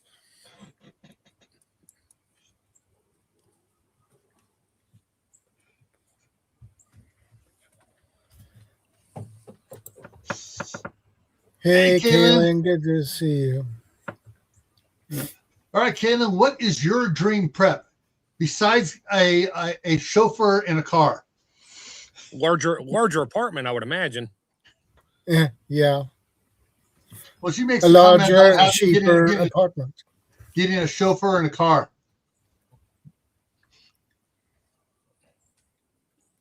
I know she jokes about that a bit. Yeah. Kaylin has good ideas. Oh, yeah.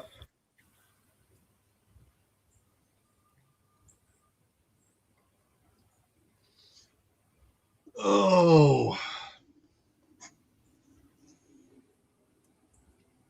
Yeah, like I said, I've gotten just about everything I need. The only thing I don't have that I might want to get is a pre-charged pneumatic rifle. I think a MIG welder is next on the list for me. And an older pickup, a 1-ton or 2-ton pickup that has a crew cab on it that is pre-electronic ignition, all that crap. So it's all mechanical. Portable sun to hang off her deck. Yes. There you go. Yeah. And you can bring it inside at night so it gets dark.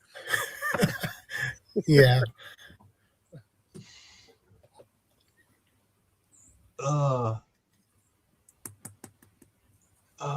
Yeah. A portable sun would be nice. If Yeah, you're growing stuff. You can use that up there.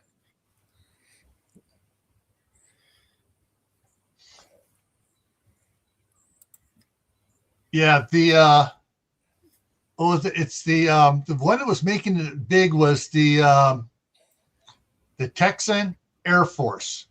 Texan was the company, Air Force was the model, and that was a 50 caliber, and they were hunting bears with that sucker, air rifle.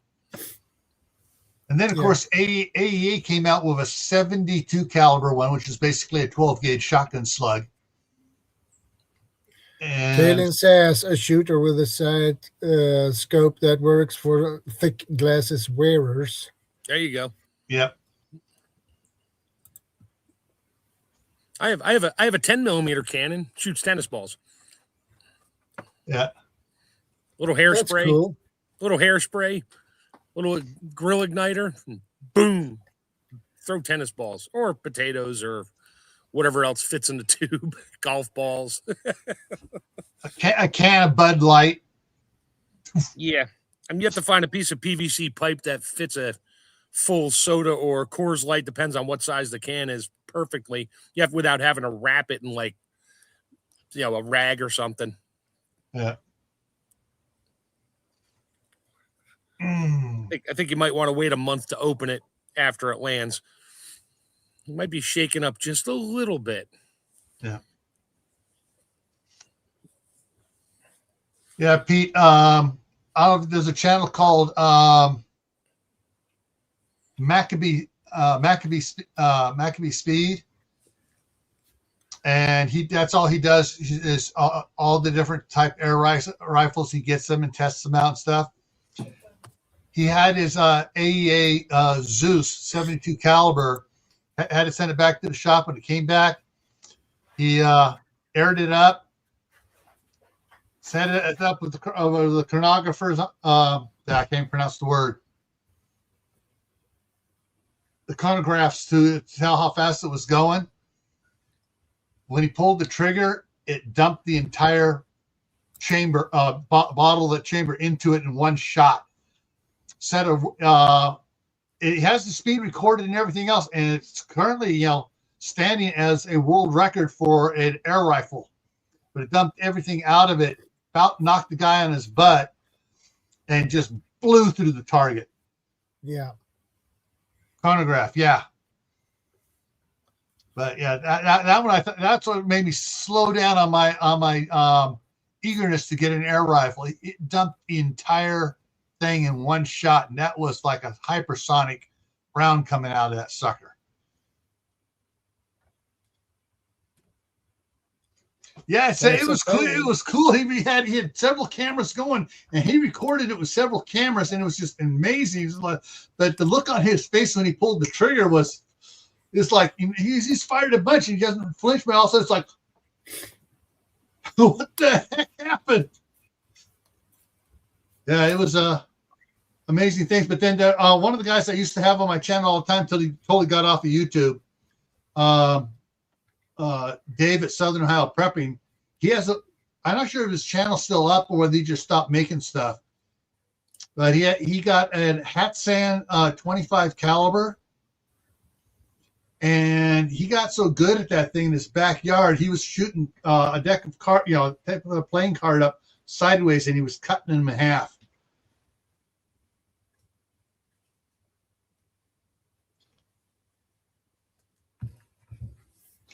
He with the Zeus, he wears earmuffs anyways because it sounds like a 50 caliber rifle being fired off, but at 72 because you still got the explosive concussion of that air coming out of that barrel, and it's loud, it cracks.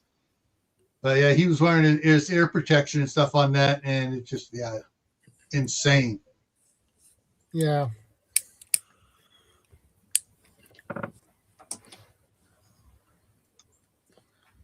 All right. Woof. Getting there. Yeah, I'm just thinking, what else? Oh, hang on. Where is it? Here it is. Nope. Yep, that's the one button. Then, of course, this might come in handy too. Oh, yeah. couple years worth of freeze dried food. That's not freeze dried. That's in the tubs, yeah, in the buckets. I'm gonna say everything else on the racks there is number 10 cans. Yeah. 10 cans of freeze dried food. Oh, okay. Yeah. Thrive Life. Yeah. What else here?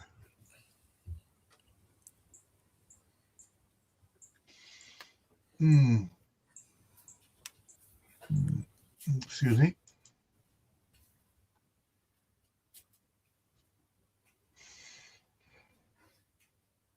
Yeah, one thing we learned the hard way with one of the number 10 cans back. Shoot, when was this? We were doing this. This was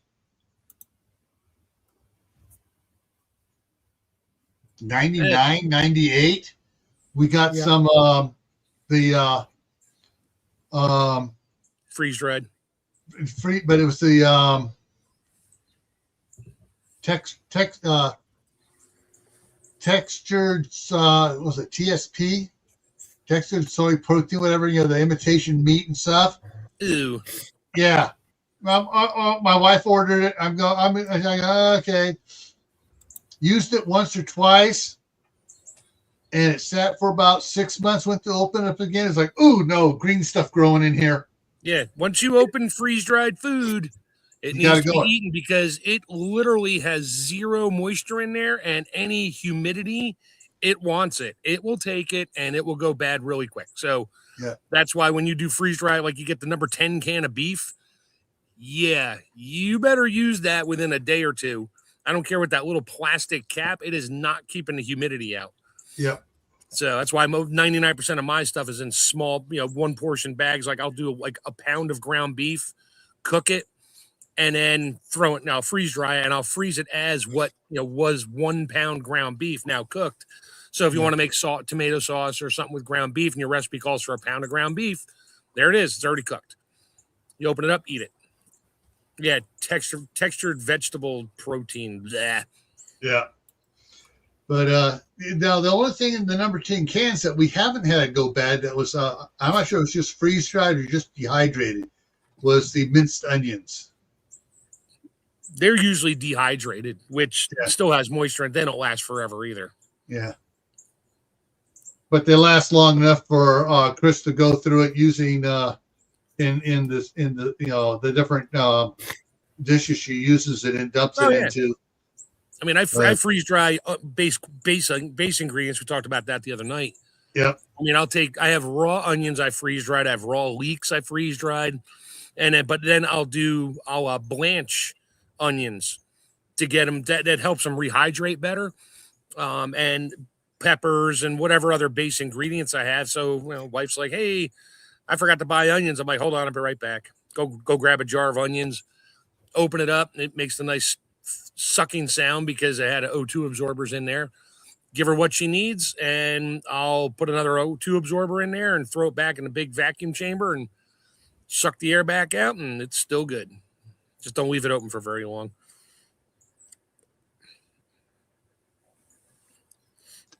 Yeah.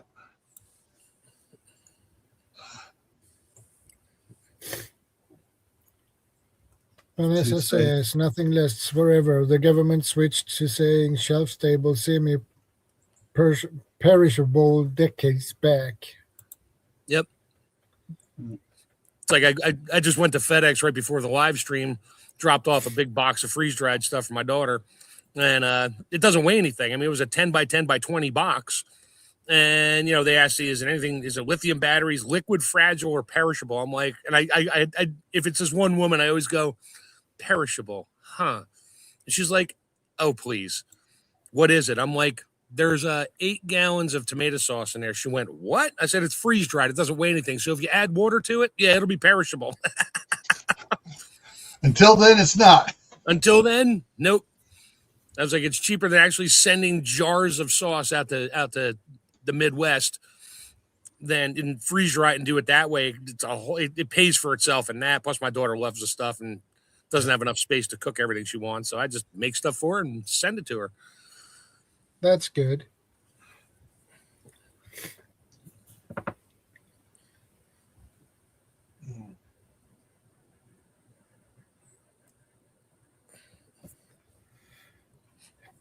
Yeah, I just did a complete inventory on my storage totes of all my freeze-dried food. Took all day last Sunday. Wrote everything down, quantities, tub number, and then put it in the spreadsheet. So now I can search it. And then I printed it for my wife, and her jaw hit the floor. She's like, "You literally have that much food down there?" I was like, "Uh-huh." Hey, rose-colored glasses. You hungry? Logan, good to see you again.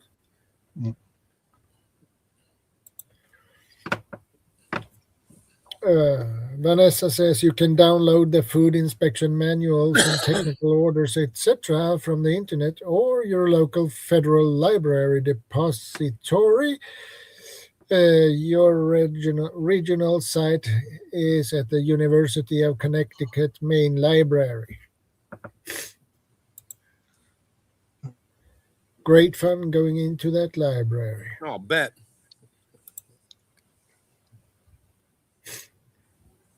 Thank you, Angel. Yep. First in, first out. That's your rotation. It goes in first, it's the first one to come out. Don't keep putting the new stuff in front of the old jars. I found a jar a couple days ago and went, ooh, how did I miss this one? It was behind something when I stacked all the new stuff in front of it 2 years in a row. And I pulled it out. I'm like, that's way back here. Let me see, make sure I got my dates right. And I was like, oh, crap, this is from 2016. Yeah, no, it's no good. The lid had already popped.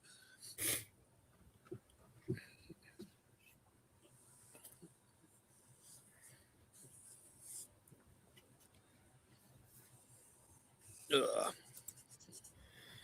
Let me go stir my sauce. Here we go. Again.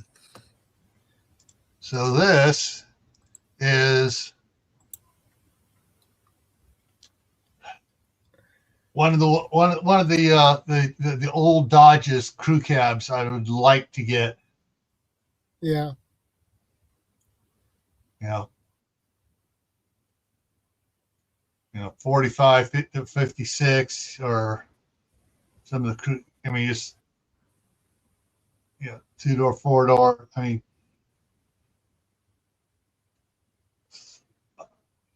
some of these are just so cool.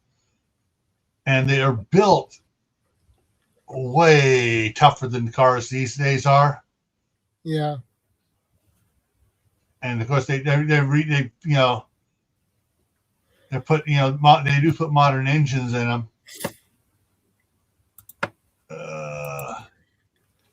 But yeah,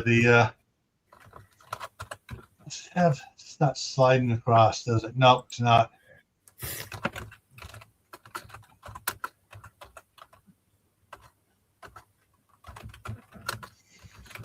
So one of these things, is really easy to make EMP proof, especially with it's got the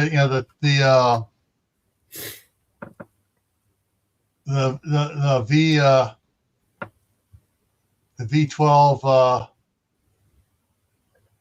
or the V8 Cummins all mechanical engine in it.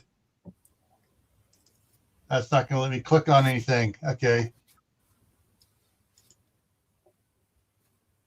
But yeah, I mean, this is back when automobiles were made cool, and then they go and put modern stuff on these old babies. Yeah, the old Power Wagon. Yeah. Yeah. I mean, yeah, it's a mix of modern and old, and it's yeah. I just want one of these with the dual starter on it. Both an air starter and an electric starter. This would be my dream vehicle for and a little bit of prepping, but just to have it for normal everyday use. If we never even got an EMP, I'd be happy with this thing. Yeah, Vanessa Kitty just said she found out she can order a 350 crate motor from Walmart. I don't know if I would trust that or not. I don't know who built it, and is it balanced and all of that. It was just not sure I'd go with a 350 crate motor from Walmart and put it in the car. Well, the one channel I've been following, he does a lot of the mechanical diesel work, where on the mechanical engines where there's no electronic fuel injection, all the old stuff. Right. Cummins I can't remember the B model. I think it was. He said, 6-cylinder, 12-valve mechanical diesel motor from years back. Partnered with a company in China to build it per spec, and then the company in China made improvements to it with some of the problems that people were having over here, and he re-engineered a couple of pieces to make things work a little bit better, so they weren't breaking from the original Cummins engines. And he goes, these ones coming from China now from this particular factory are built better than the American-made Cummins from back in the 40s. Yeah. And he says they're ready to drop in. You order it, it's ready to go. Just bolt your accessories on and off you go. Yep. Bolt your stuff on, oil it up, hand crank it over a few times the first time you're doing it, and then you hook it up and he goes, yeah. And they also have the bell housings for dual starters on it. Yeah, the air starter. You said that earlier. Yeah. Yeah, but this is for the one coming from China. Right. You can order the bell housing from China with it for dual starters on it. So it's like, oh, my wife's gonna kill me. I gotta quit watching this guy. Yeah, well, something else. I still got the 289 we pulled out of my grandfather's Fairlane wagon, and that ran in my Pinto for 100,000 miles, and I still got that in a C4 transmission sitting in my trailer. That's probably gonna wind up in my my Ranger here in the next few years. That'll be fun. Yeah. Yeah. That's the only thing that worries me right now about stuff is with CMEs and stuff is that I don't have an EMP proof vehicle other than the 1939 Ford tractor sitting across the street, which gets up to a top speed of 30 miles an hour. Well, we can do bug out from your bug out in a tractor? Really? No, I'm not saying, that's not going to do it for me. That'll keep working the land and making food.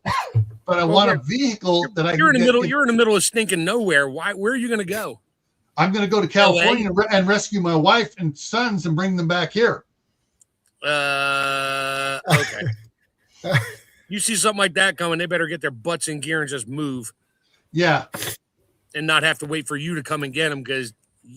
Yeah, that distance, and I don't care what you're driving, you're not going to get there because the roads are just going to be clogged with all the dead vehicles. So you might want to rethink that plan. If there's an EMP and all the cars die, you're done.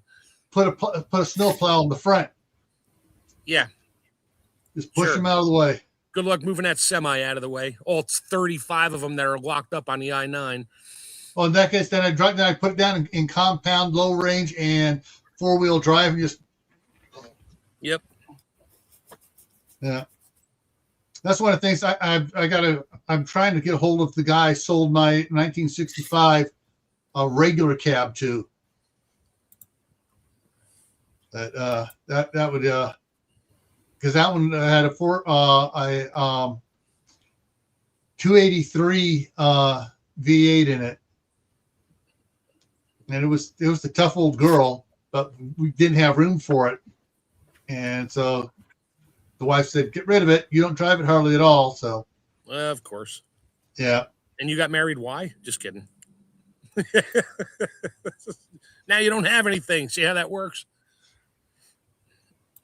No. Now we got three. Now we got 3 properties, and 2 are totally paid for, and the third one's going down fast.